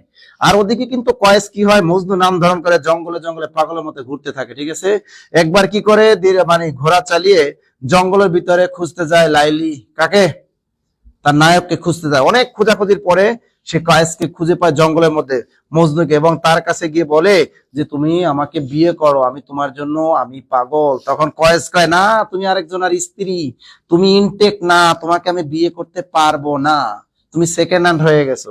এই কথা শুনে লাইলি তো পুরাই একদম কি মনে অনেক কষ্ট পায়। এই কথা তুমি আমাকে বলতে পারলা, এই তোমার ভালোবাসা, এই ভালোবাসা প্রতিদান এভাবে দিলা? ওকে বাই, গুড বাই, আমি আর কখনোই মুখ তোমাকে আর দেখাবো না। এই কয়েসের কাছ থেকে লাইলি ফিরে আসে, আইসাই সে কি করে? সুইসাইড করে, মরে যায়। পরবর্তীতে কি করে, কয়েসের কাছে এক লোক যায় বলে, ভাই তুমি কি শুনতে পাইছো তোমার নায়িকা লাইলি সে কিন্তু সুইসাইড করছে। পরে সে কয়েস বলছে, নো তা হতে পারে না, আমি তোমাকে ছাড়া বাঁচবো না। দৌড়ে আসে, আইসা দেখে তাকে দাফন করা হয়ে গেছে। কবরের উপরে বসে কান্নাকাটি করতে করতে এই বলদ কয়েস বা মজনু ওই কবের উপরেই মারা যায় কান্না করতে করতে। বুঝছেন, এই দীর্ঘ ট্রাজেডিক প্রেম কাহিনী নিয়ে রচিত সাহিত্য হলো লাইলি মজনু কাব্য। ক্লিয়ার? লিখছে লিখছে লিখছে লিখছে লিখছেন? হ্যাঁ, ভেরি স্যাড। Good good. হ্যাঁ, এই তো ভালোবাসা, ছেলে মানুষ তো একটু ভেজাল আছে, বুঝেন না? অথচ লাইলি কিন্তু বাস্তবে কিন্তু ইনটেক ছিল, বুঝছেন? লাইলি কিন্তু ইনটেক ছিল, কিন্তু কয়েসকে অনেকভাবে বোঝানোর সে চেষ্টা করছে, কিন্তু কয়েস সে বুঝতে চায়নি। সে বলছে, নো, তুমি আরেকজনের বিবাহিত স্ত্রী, তোমাকে আমি বিয়ে করতে পারবো না, তুমি no intake, you can go. Okay, তো যাই হোক, আমরা বুঝে গেলাম সেই লাইলি মজনু। অপরদিকে দেখেন, মিশরেও কিন্তু একটা কাহিনী আছে, ইউসুফ জুলেখা। হ্যাঁ, ইউসুফ জুলেখা কাব্যের কাহিনী কোন দেশের? সেটা হলো মিশর। মিশর কোনটা? ইউসুফ জুলেখা। তার ইউসুফ জুলেখা এটাও কিন্তু আসতে পারে ইউসুফ জুলেখা।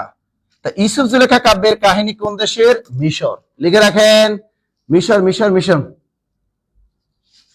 লিখছেন লিখছেন লিখছেন লিখছেন লিখছেন লিখছেন লিখছেন লিখছেন। তা ইউসুফ জুলেখা কাব্যের কাহিনী হলো মিশরে। এটা অনেক বই আমি দেখছি ইরান দেওয়া, আসলে না। এই লাইলি মজনু কাব্যের কাহিনী হলো ইরান, আর ইউসুফ জুলেখা কাব্যের কাহিনী মিশর মিশর। আর ইউসুফ জুলেখা কাব্যের কাহিনী আমরা সবাই জানি, ইউজার সি, তাই না? ইউসুফ জুলেখা কাব্যের কাহিনী অনেক সিরিয়ালও আমরা দেখতে পাই টেলিভিশনে বা ইউটিউবে। সেই যে বিখ্যাত ইউসুফ জুলেখা আমরা সবাই জানি। ইউসুফ কি, ইউসুফের প্রেমে পাগল ছিল কে? এই জুলেখা। জুলেখা ছিল কিন্তু কি আরেকজনের স্ত্রী।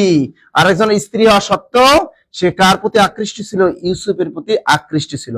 আমরা জানি সে অনেক ভাবে ইউসুফের কিন্তু কোনোভাবেই সে আটকাতে পারেনি। একবার কিন্তু জোর করে কিন্তু আটকাইছিল, যখন রাজা ছিল না, তখন চিন্তা করে আজকে তোমার আটকাইয়া মাহফিল দেবো, তুমি এবার কই যাও ইউসুফ দেখি।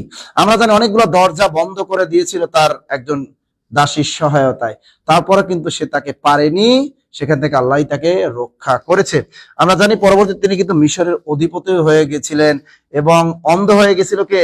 আমরা জানি এই যে জুলেখা কিন্তু একসময় অন্ধ হয়ে গেছিল, বুড়ি হয়ে গেছিল। পরে কিন্তু এই ইউসুফ কিন্তু আল্লাহর কাছে প্রার্থনা করে এবং আল্লাহ কি করে থাকে, এবং এই জুলেখাকে একদম যুবতী বানায় দেয়, পুরা ক্যাটরিনা কাইফের মতো। এবং কি করে, এবং জুলেখার চোখের আলো দৃষ্টিশক্তিও ফিরিয়ে দেয়।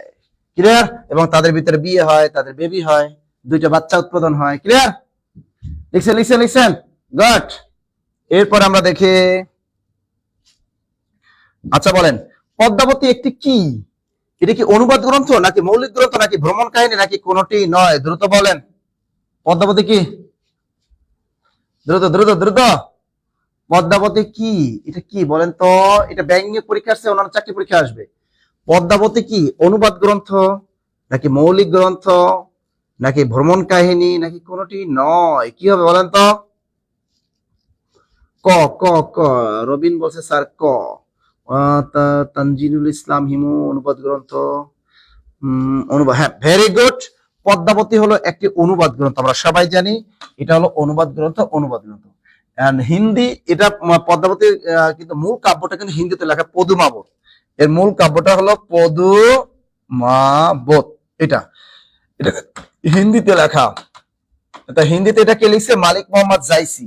তাহলে পদ্মাবতী এটা রচয়িতাকে, এটা রচয়িতা হলো মালিক মোহাম্মদ জাইসি। কে লেখা? মালিক মোহাম্মদ জাইসি।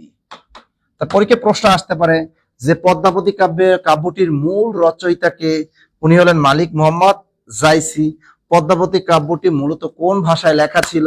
এটা মূলত হিন্দিতে লেখা ছিল। পদ্মাবতী কাব্যের হিন্দি কাব্যটির নাম কি ছিল? পদুমাবত। এখন দেখেন, তো হিন্দি পদুমাবতটাকে বাংলায় ট্রান্সলেট করে পদ্মাবতী নাম রাখলো কে? আলাওল। কে?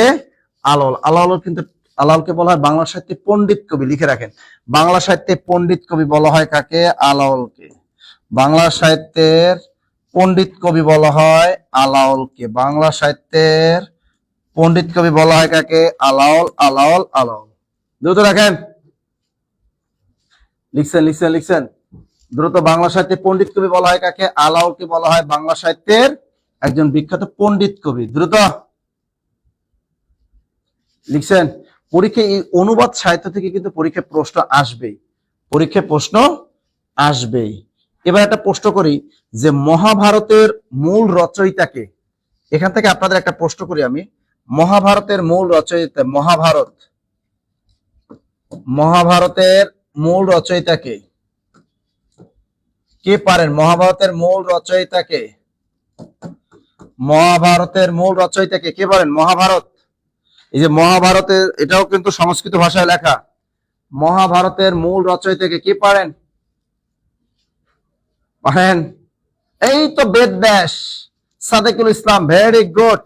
কৃষ্ণ আদনান হক, কৃষ্ণ 2 পয়েন্ট, বেদব্যাস, এই যে বেদব্যাস, অনেক সময় লেখা থাকে ব্যাসদেব, একই ব্যক্তি কিন্তু। তাহলে মহাভারতের মূল রচয়িতাকে বেদব্যাস অথবা ব্যাসদেব, মনে থাকে জানো, ভেরি ভেরি ইম্পর্টেন্ট। এবার বলতে হবে মহাভারতের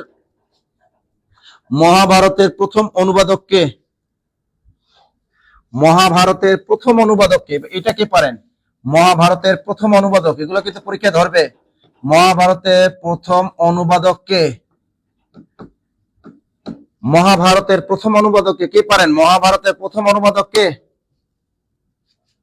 কে পারেন? মহাভারতের প্রথম অনুবাদক কেউ পারবেন?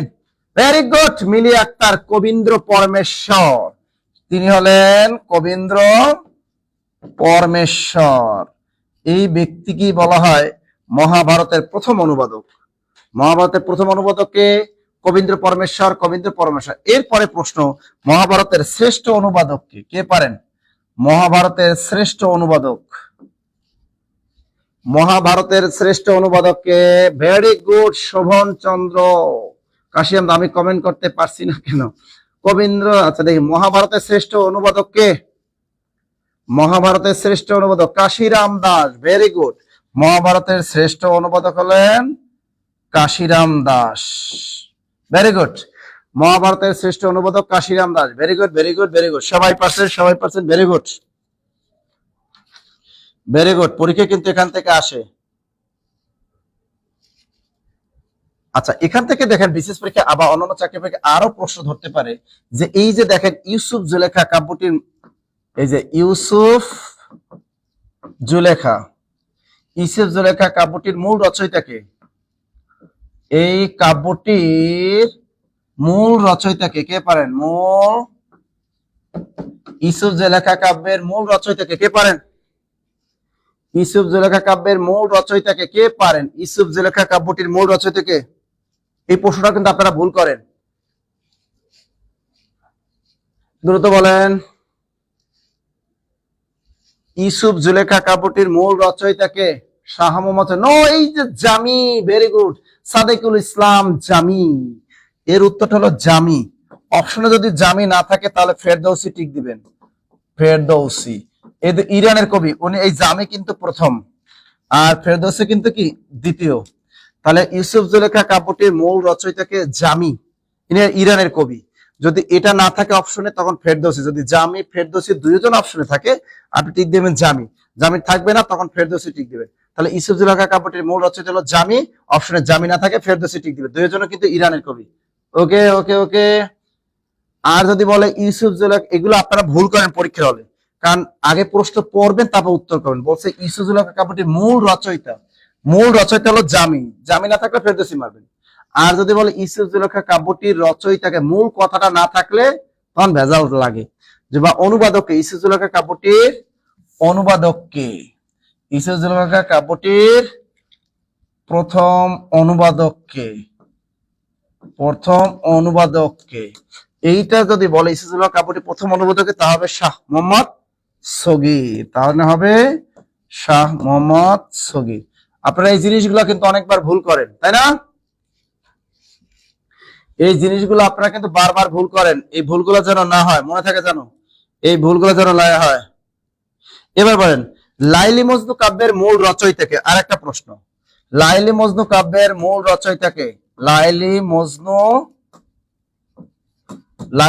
কাব্যের মূল রচয়িতাকে, মূল রচয়িতাকে কে পারেন? এটা লাইলি মজনু কাব্যের মূল রচয়িতাকে কে পারেন? লাইলি মজনু কাব্যের মূল রচয়িতাকে কে পারেন? দেখি তো,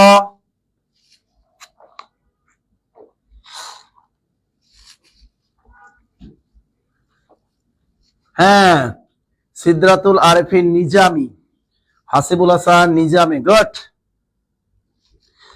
হ্যাঁ, এটা হলো নিজামি। লাইলি মজনু কাব্যের মূল রচয়িতাকে নিজামি, মনে থাকে জানো?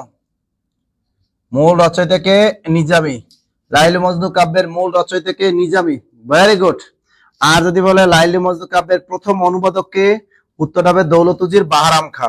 আর যদি বলে এই লাইলি মজনু কাব্যের প্রথম অনুবাদককে, তাহলে উত্তর হবে দৌলতুজির বাহারাম খা। বিশেষ পরীক্ষা এই ধরনের প্রশ্ন বারবার আপনারা ভুল করেন। দৌলত উজির বাহারাম খা, ক্লিয়ার? লিখছেন?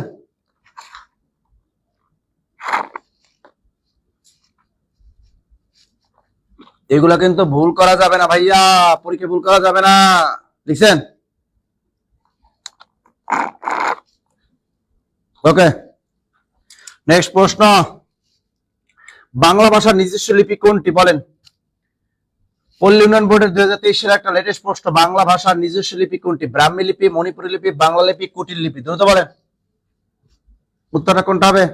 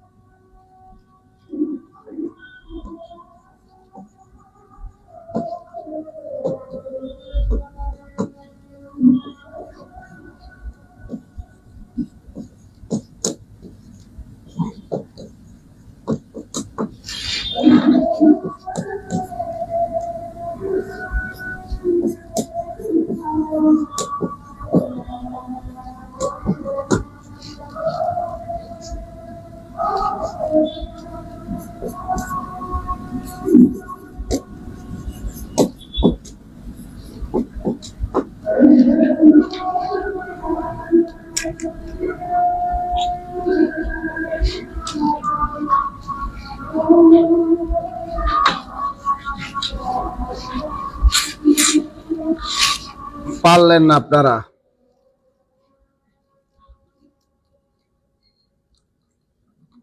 আজানটা শেষ হোক, আপনারা দেখি উত্তর পারেন নাই।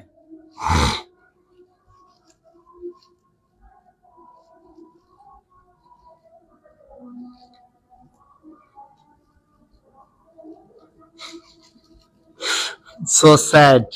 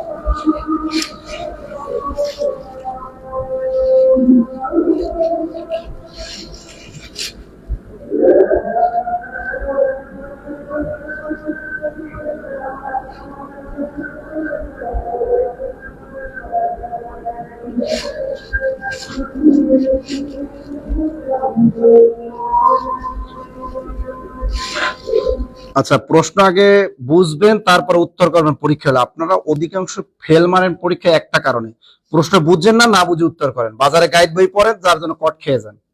প্রশ্ন একটু খেয়াল করেন। আমরা জানি যে বাংলা লিপির উৎপত্তি হচ্ছে ব্রাহ্মী লিপি থেকে, কিন্তু একটু দেখেন তো, এই বাংলা লিপির উৎপত্তিটা আমি লিখে দিচ্ছি। বাংলা লিপির উৎপত্তি হচ্ছে কোথা থেকে? পূর্বী লিপি থেকে।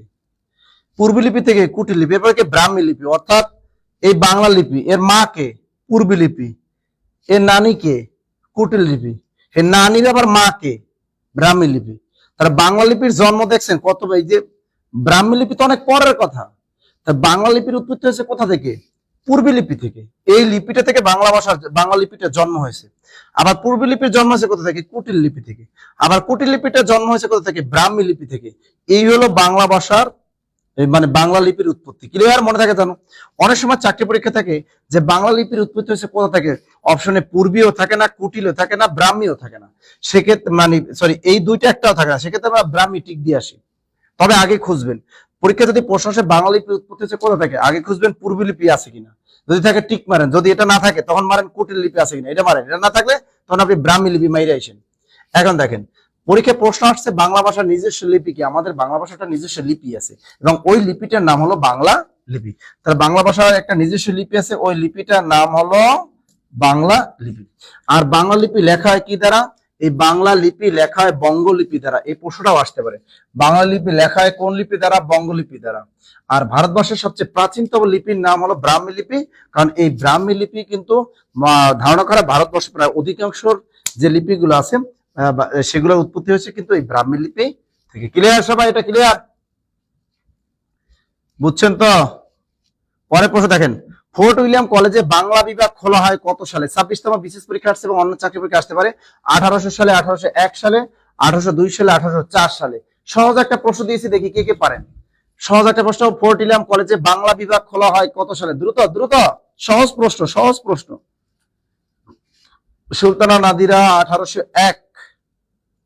এখানে বলছে ফোর্ট উইলিয়াম কলেজ চালু হয় কত সালে?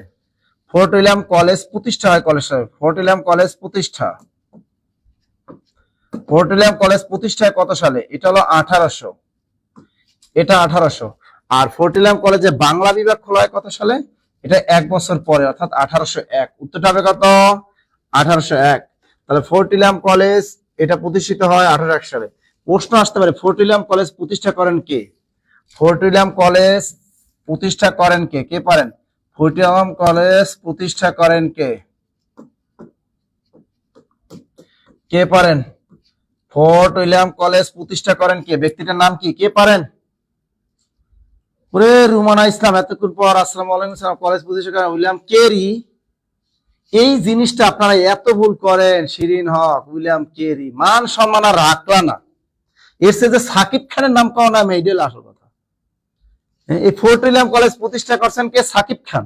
বলেন এই কেরিরে কই পাইছেন আপনারা? এই ফোর্ট উইলিয়াম কলেজ কেরি বানাইছে, এর বাপের টাকা আছিল এটা কলেজ বানাইবো? কথা কন, এটা আসলে খয়রাতি। এই খয়রাতি বেটায় এই ফোর্ট উইলিয়াম কলেজ বানাইবো William Kerry.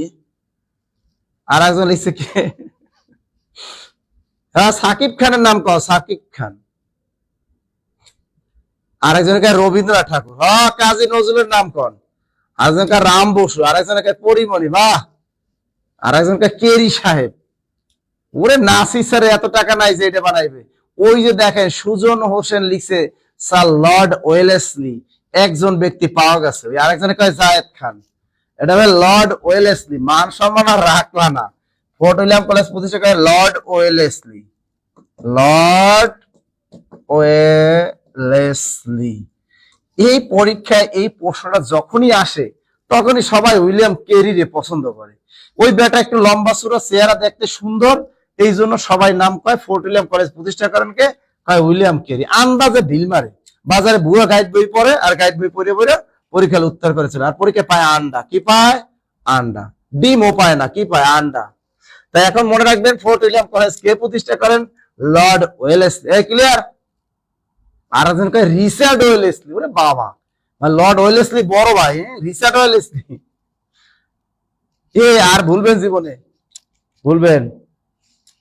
Job মেডিসিনে free class করে করে যা শিখলেন, এই জব মেডিসিনে ফ্রি ক্লাস করে করে অনেকে চাকরিও পাইছেন, অনেকে ফ্রি ফ্রি বিয়ে, ফ্রি বউ পাইছেন, ফ্রি স্বামীও পাইছেন। হ্যাঁ, কথা কান না কান, একটা নাম পারলেন না রে। এই জায়েদ খান টিক দিয়েছেন, জায়েদ খানের পর। আচ্ছা, এরপরে প্রশ্ন, বাংলা পিডিএ কি? উপন্যাস, মহাকাব্য নাকি জাতীয় জ্ঞান কোষ? এটা কি? দ্রুত দ্রুত, বাংলা পিডিএটা কি বলেন তো? বাংলা পিডিয়া উপন্যাস, মহাকাব্য, কাব্য নাকি? হ্যাঁ, বাংলা বিভাগ খুলছে কে? ওইটা হলো উইলিয়াম কেরি। ওই উইলিয়াম কেরি কিন্তু ফোর্ট উইলিয়াম কলেজের প্রথম অধ্যক্ষ ছিলেন। কে? ফোর্ট উইলিয়াম কলেজের প্রথম অধ্যক্ষ ছিলেন উইলিয়াম কেরি। মনে থাকবে, উইলিয়াম কেরি। ফোর্ট উইলিয়াম কলেজে বাংলা বিভাগ চালু করছেন কে? William Carey. বাংলা বিভাগের প্রধান ছিলেন কে? ওই উইলিয়াম কেরি। মনে থাকবে। ওই বেটা চাকরি করতো 5 টাকা বেতনে, মাত্র 5 টাকা বেতনে চাকরি। ওই বেটার হাতে এত টাকা, হলো নিচু জাতের খ্রিস্টান ছিল, এর এত টাকা নাই যে একটা কলেজ বানাইবো, বুঝছেন? হইলো খয়রাতি, ডাইরেক্ট কি ছিল মনে করবো, ওরা বেটা খয়রাতি বেটায়, ও কলেজ বানাইবো কেমনে? তো বাংলা পিডি হচ্ছে জাতীয় একটা জ্ঞান কোষ। বাংলাদেশ এশিয়াটিক সোসাইটি এই বাংলা পিডিয়া 14 খণ্ডে প্রথম প্রকাশ করেন বাংলা পিডিয়া। আর এই বাংলা পিডিয়াকে বলা হয় জাতীয় জ্ঞান কোষ। এই বাংলা পিডিয়া খণ্ড আছে কয়টা? এর খণ্ড হলো 14টি। বাংলা পিডিয়া খণ্ড কয়টা? 14টা। তা বাংলা পিডিয়াকে কি বলা হয়? জাতীয় জ্ঞান কোষ। বাংলা পিডিয়া প্রকাশ করে কি? এটি প্রকাশ করে Asiatic Society. Asiatic Society, Asiatic Society. Clear? Bangla PDF প্রকাশ করে কি? Asiatic Society. দ্রুত দ্রুত দ্রুত, পারবেন পারবেন পারবেন। গুড।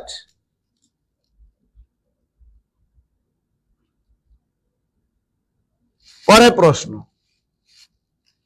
কোহিনূর পত্রিকাটি সম্পাদনা করেন কে?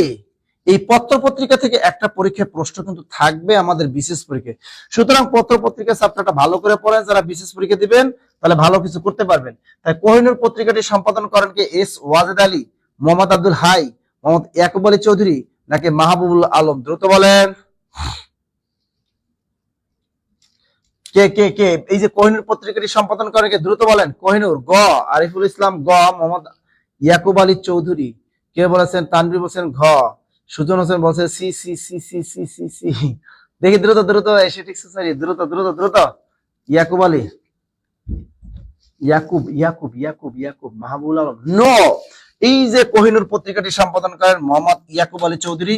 ইয়াকুব আলী চৌধুরী, ইয়াকুব আলী চৌধুরী। সবাই পারেন নাই, খুব কম মানুষই পারছেন। নেক্সট প্রশ্নটা দেখি আমরা। পরিচয়, পরিচয় একটি কি? পরিচয় কি? একটি পত্রিকা, গল্পগ্রন্থ, নাটিকা নাকি উপন্যাস? দ্রুত বলেন পরিচয় কি? পরিচয় কি? পরিচয় কি? দ্রুত বলেন পরিচয় কি? দ্রুত দ্রুত দ্রুত দ্রুত, পরিচয় কি? দ্রুত বলেন পরিচয়। পরিচয় একটি কি? পত্রিকা, গল্পগ্রন্থ, নাটিকা নাকি উপন্যাস? কোহিনূর বেগম আইসা গেছে, স্যার এটা তো পত্রিকা। ও সুমন দাস, গল্পগ্রন্থ না, এটা কি? হ্যাঁ, ফাতেমা আক্তার রিমি, এই আপনারটাই সঠিক। পরিচয় হলো একটি পত্রিকা। পরিচয় কি নাম? একটা পত্রিকা। ক্লিয়ার? পরের প্রশ্নটা দেখি। রানার কবিতাটি রচয়িতাকে? রানার এই কবিতাটি রচয়িতাকে? কাজী নজরুল ইসলাম, যতীন্দ্রমোহন বাগচি, সুকান্ত ভট্টাচার্য নাকি বন্দে আলী মিয়া? রানার বিখ্যাত একটা কবিতা কার? ওই যে পোস্ট অফিস, পোস্টমাস্টার।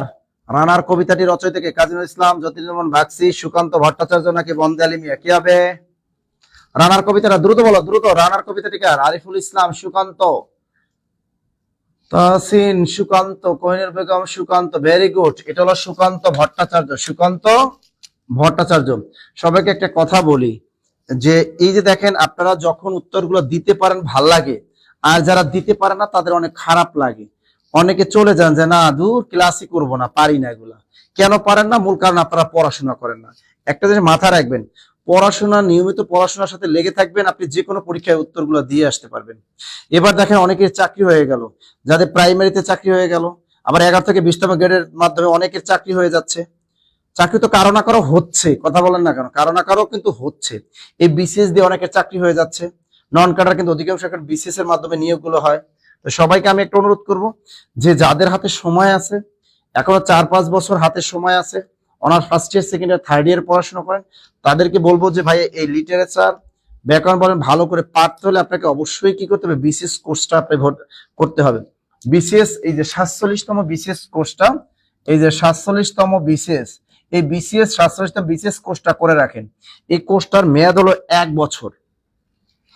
এই কোর্সটা যদি আপনি করেন, 47তম বিসিএস কোর্সটা করলে আপনি লাভবান হবেন কি, আপনার অন্য চাকরি পরীক্ষার আর কোনো কোর্স করা লাগবে, অর্থাৎ এই কোর্স করলে প্রাইমারি কোর্স করা লাগে না, নিবন্ধনের কোর্স করা লাগে না, ব্যাংক নিয়োগের কোর্স লাগে না, অন্য কোনো 11 থেকে 20তম গ্রেডের চাকরি কোনো ধরনের কোর্স করা লাগে না। যদি আপনি এইটা বেসিক থেকে করেন, আমাদের প্রত্যেকটা সাবজেক্টের ক্লাস বেসিক থেকে করানো হয়, ঠিক আছে? তাই সুতরাং 47তম বিসিএস এর কোর্সটা আমরা কোর্স ফি রেখেছি মাত্র 4000 টাকা। ঈদ অফার দিয়েছিলাম মাত্র 3500 টাকা। এই অফারটা আমরা এখনো রেখেছি। আপনারা 47তম বিসিএস এর এই কোর্স 3500 টাকা মাত্র ভর্তি হতে পারবেন। আর এর জন্য কিন্তু 5টা বই আপনারা কুরিয়ারে পাবেন, তার ভিতরে 144টা লেকচার শিট আছে, এবং এটা আপনাদের কুরিয়ারে আমরা পাঠিয়ে দেব। তাই 47তম বিসিএস এর কুরিয়ার চার্জও আমাদের কিন্তু এই 3500 টাকার ভিতরেই সবকিছু।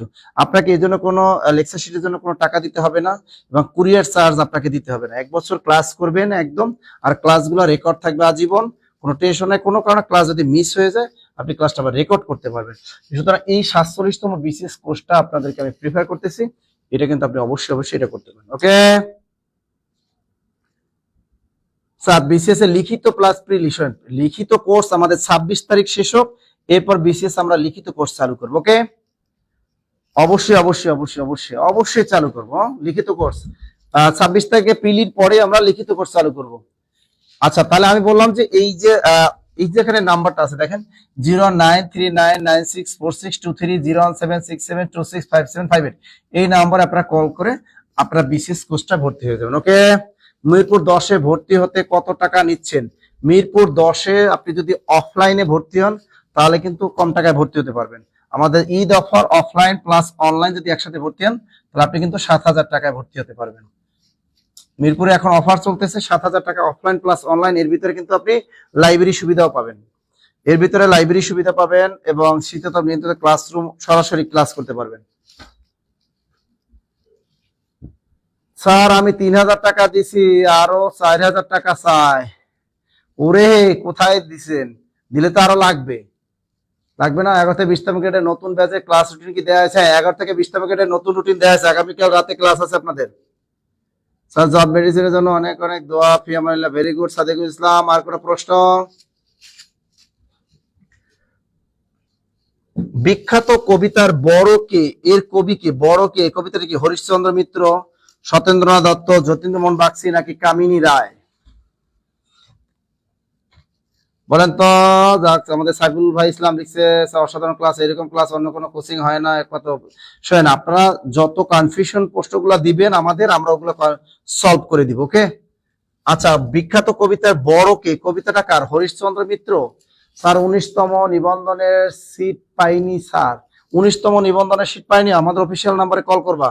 প্রতিদিন সকাল 10টা থেকে বিকাল 5টার মধ্যে সিটের জন্য কল দিবা। স্যার নিবন্ধনের লিখিত কোর্স আছে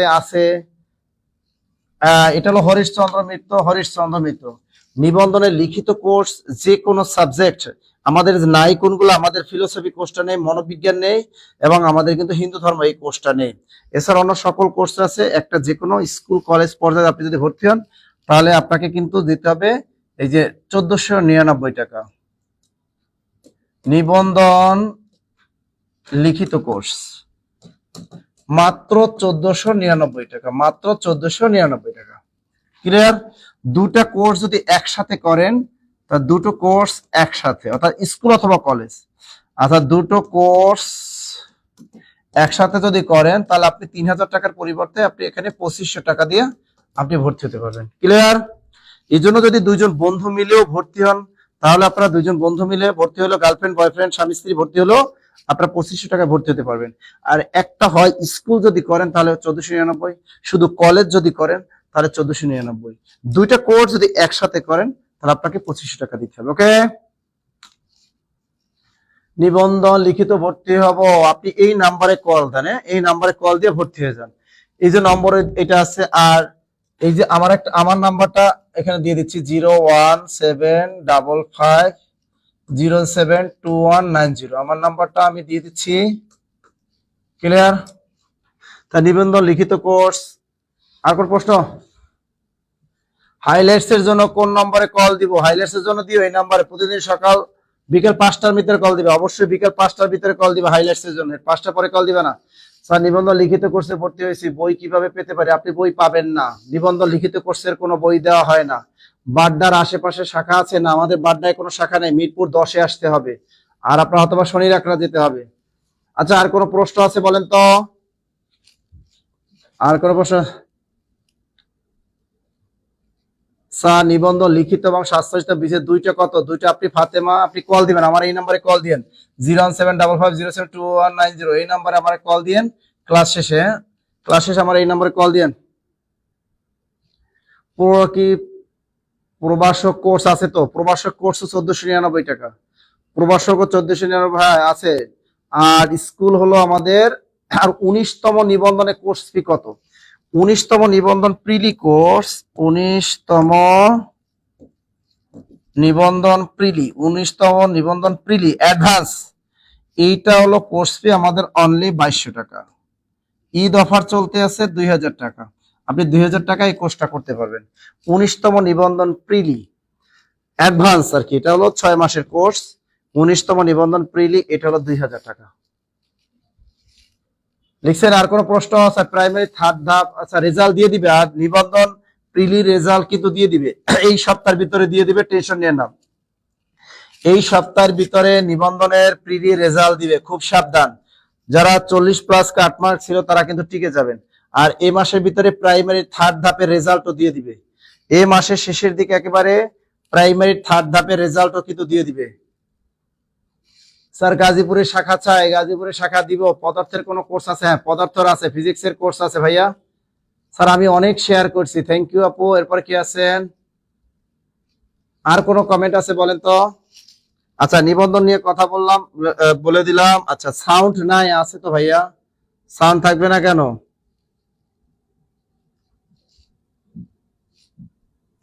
থাকবে না কেন ভাইয়া? আচ্ছা দেখি এরপরে, স্যার ব্যবসা শিক্ষায় কি কোনো ডেমো ক্লাস হবে না? না, ব্যবসা শিক্ষা ক্লাস শুরু হয়ে গেছে তো। ডেমো ক্লাস লিখিত ব্যাচের উপর আর কোনো ডেমো ক্লাস আমরা দিব না, লিখিত কোর্স দ্রুত শেষ করতে হবে আপনাদের, রেজাল্ট যেহেতু দিয়ে দিচ্ছে। আর কোনো ডেমো ক্লাস আমরা লিখিত ব্যাচের দিব না, দিব না, দিব না, দিব না, দিব না। আচ্ছা ফুডের এক্সাম এখন দেখেন, এই যে 11 থেকে 20তম গ্রেড যারা ওয়েট করতেছিলেন, আমাদের চমৎকার একটা ব্যাচ 11 থেকে 20তম গ্রেড, এইটা খেয়াল করবেন। অনেকে বাজারে কি করে, 11 থেকে 20তম গ্রেডের কোর্স করায়, বলে যে আমরা এই দেবো ওই দেবো, কিছুই দিবে না। ঠিক আছে, ভুংবাং বই দিয়ে লাভ নাই। 11 থেকে 20তম গ্রেডের যারা হাইলাইটস পেয়েছেন, হাইলাইটস কেমন একটু কমেন্ট করে জানাবেন।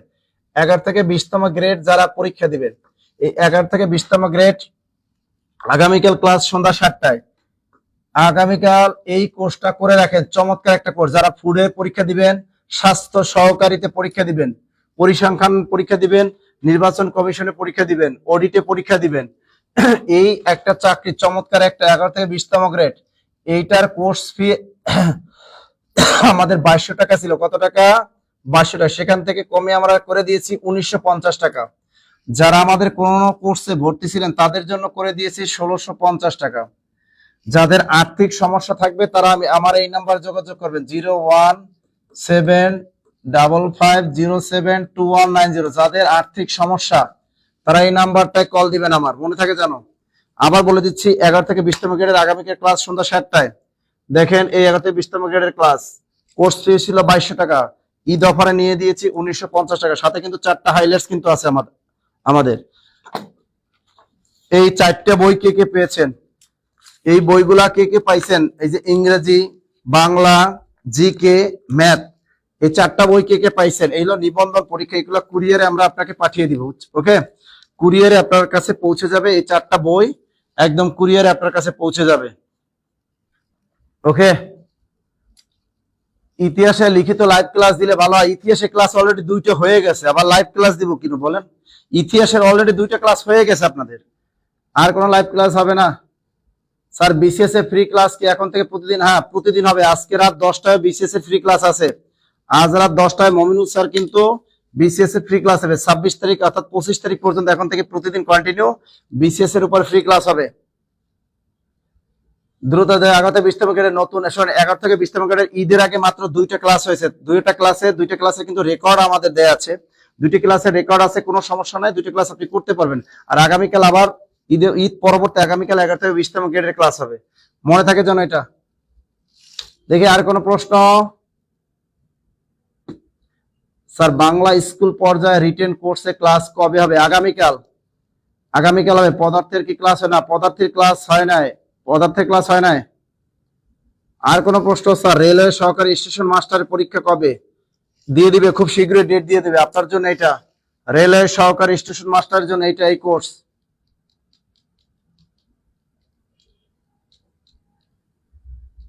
দ্রুত বলেন। স্যার নিবন্ধনের লিখিত ক্লাস কতদিন চলবে? নিবন্ধনের লিখিত ক্লাস আপনার সাবজেক্ট কোনটা ওইটার উপর ডিপেন্ড করে। কারো সাবজেক্টের জন্য 8টা ক্লাস নিলে হবে, কারো সাবজেক্টে 10টা ক্লাস নেওয়া লাগবে, কারো 12টা নেওয়া লাগবে, কারো সাবজেক্টে 15টা ক্লাস নেওয়া লাগবে, কারো সাবজেক্টে 20টা ক্লাসও নেওয়া লাগতে পারে। অর্থাৎ আপনি কোন সাবজেক্টে সেটার উপর ডিপেন্ড করবে। ওই টিচার যে কয়টা প্রশ্ন পড়াবে ওই কয়টা ক্লাসের উপর ডিপেন্ড করবেন। ওকে স্যার ঈদ কেমন কাটলো? মোটামুটি। সমাজ বিজ্ঞান ক্লাস কখন হবে? সব রাতে হবে। বই স্যার সমাজ বিজ্ঞানের কত ক্লাস? এটা সমাজ বিজ্ঞানের স্যারই বলতে পারবে। স্যার 11 থেকে 20তম গ্রেডের নতুন ব্যাচের আমি ক্লাস রুটিন পাইনি, পাইয়া যাবেন। স্কুল আর কলেজে কত টাকা লাগবে? স্কুল কলেজ 2টা একসাথে করলে 2500 টাকা লাগবে। নির্বাচন কমিশন ডাটা এন্ট্রি অপারেটর লিখিত কি কি পড়তে হবে? লিখিত পরীক্ষা লিখিত এই বইগুলো নেবেন, বইয়ের ভিতরে যা আছে ওইগুলোই পড়তে হবে। স্যার পুরাতন স্টুডেন্ট আমি কত টাকা পাঠাবো? 11টা। আপনি পুরাতন স্টুডেন্ট, আপনার এই টাকাটা পাঠাবেন, 1650 টাকা পাঠাবেন। খাদ্য অধিদপ্তর পরীক্ষা কতদিন পর হতে পারে? ডেট তো দিয়েই দিবে, টেনশন নিয়েন না। পদার্থের কয়টি ক্লাস হবে? পদার্থের স্যারই বলতে পারবে কয়টা ক্লাস হবে। দ্রুত বলেন, দ্রুত। প্রাইমারি অ্যাডভান্স কোর্সে ভর্তি হতে চাই। Primary advance course, primary advance course. এই প্রাইমারি অ্যাডভান্স কোর্স ফি হলো 2200 টাকা। কত টাকা? 2200 টাকা। ঈদ অফার চলতেছে 2000 টাকা। কত টাকা? 2000 টাকা। এই হলো প্রাইমারি অ্যাডভান্স কোর্স, প্রাইমারি পরীক্ষার আগ পর্যন্ত। হ্যাঁ, প্রাণীবিদ্যার ক্লাস শুরু হয়েছে। স্যার আমি কি প্রথম স্টুডেন্ট? ও আপনি প্রথম স্টুডেন্ট, গুড। স্কুল 2 এর রিটেনে কয় সাবজেক্টে এক্সাম হবে? 2 সাবজেক্টে এক্সাম হবে। একটা হলো বাংলা আর একটা হলো ইংরেজি। আমি বাংলাটা আমি নিব, ইংরেজিটা নিবে আমাদের সাজু স্যার। স্যার ব্যবসা শিক্ষার জন্য কি আলাদা গাইড কিনতে হবে নাকি? এটা ব্যবসা শিক্ষা স্যারের কাছে প্রশ্ন করলেই হবে, স্যার আপনাকে বলে দিবে। আরোহী জান্নাত স্যার তুমি তো কিছু কও না। শিমু খানম কি লিখছা? বিজনেস স্টাডিজে ভর্তি হয়েছি মিরপুর 10। স্যার ঢাকা কোন জায়গা পাতাম? মিরপুর 10-এ। উদ্ভিদ বিজ্ঞানের প্রভাষক লিখিত কোর্স আছে। উদ্ভিদ বিজ্ঞান আছে স্যার, বায়োলজিতে আছি আমি। স্যার আমি কি পুরাতন স্টুডেন্ট? আমি স্কুল আচ্ছা, যারা পুরাতন স্টুডেন্ট কমেন্ট এই করে দিয়ে, ঠিক স্যার। প্রাইমারি 3rd ধাপের কাটমার্ক কত হতে পারে? যারা প্রশ্ন পাইছেন, যারা প্রশ্ন ফাঁস করছেন, ঠিক আছে, অর্থাৎ যারা প্রশ্ন ফাঁসকারী আছেন, এই যারা চোর বাটপার আছে, তাদের তো মনে করেন যে তাদের টিকে 70, বুঝছেন। আর যারা ভদ্র আছেন, যারা প্রশ্ন পান না, মেরিটিয়াস আছেন, তাদের টিকেতে পারে 60+ লাগবে, বুঝছেন। অর্থাৎ 60+ পাইলে টিকবেন, এরা ছাড়া টিকবেন না। ছেলেদের লাগবে 65, মেয়েদের লাগবে 60। প্রাইভেট অ্যাডভান্স ক্লাস কখন হবে? ক্লাস শুরু হয়ে গেছে।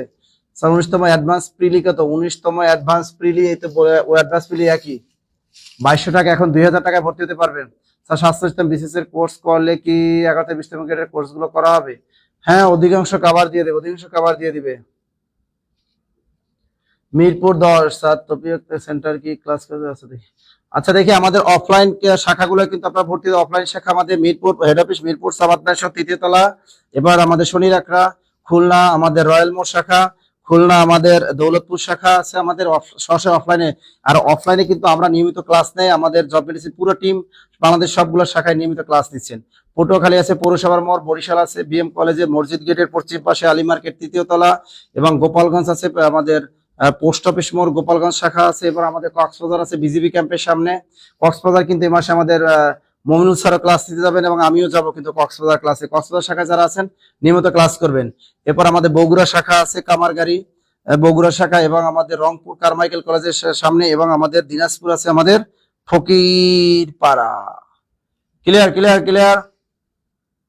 টঙ্গীতে শাখা নেই ভাইয়া, অফলাইনে ভর্তি হন। হ্যাঁ, অফলাইনে যা সুযোগ অফলাইনে ভর্তি হবেন। প্রাইমারি অ্যাডভান্স কোর্সে ক্লাস কখন? সব রাতে। অ্যাডভান্স প্রাইমারি কোর্সটা রাতে হবে। তাপসী কি লিখছে দে, স্যার কক্সবাজার কবে যাবেন স্যার? তুমি কি আমারে নিয়ে যাবা? তুমি আমার ভাড়াটা দিয়ে দিও।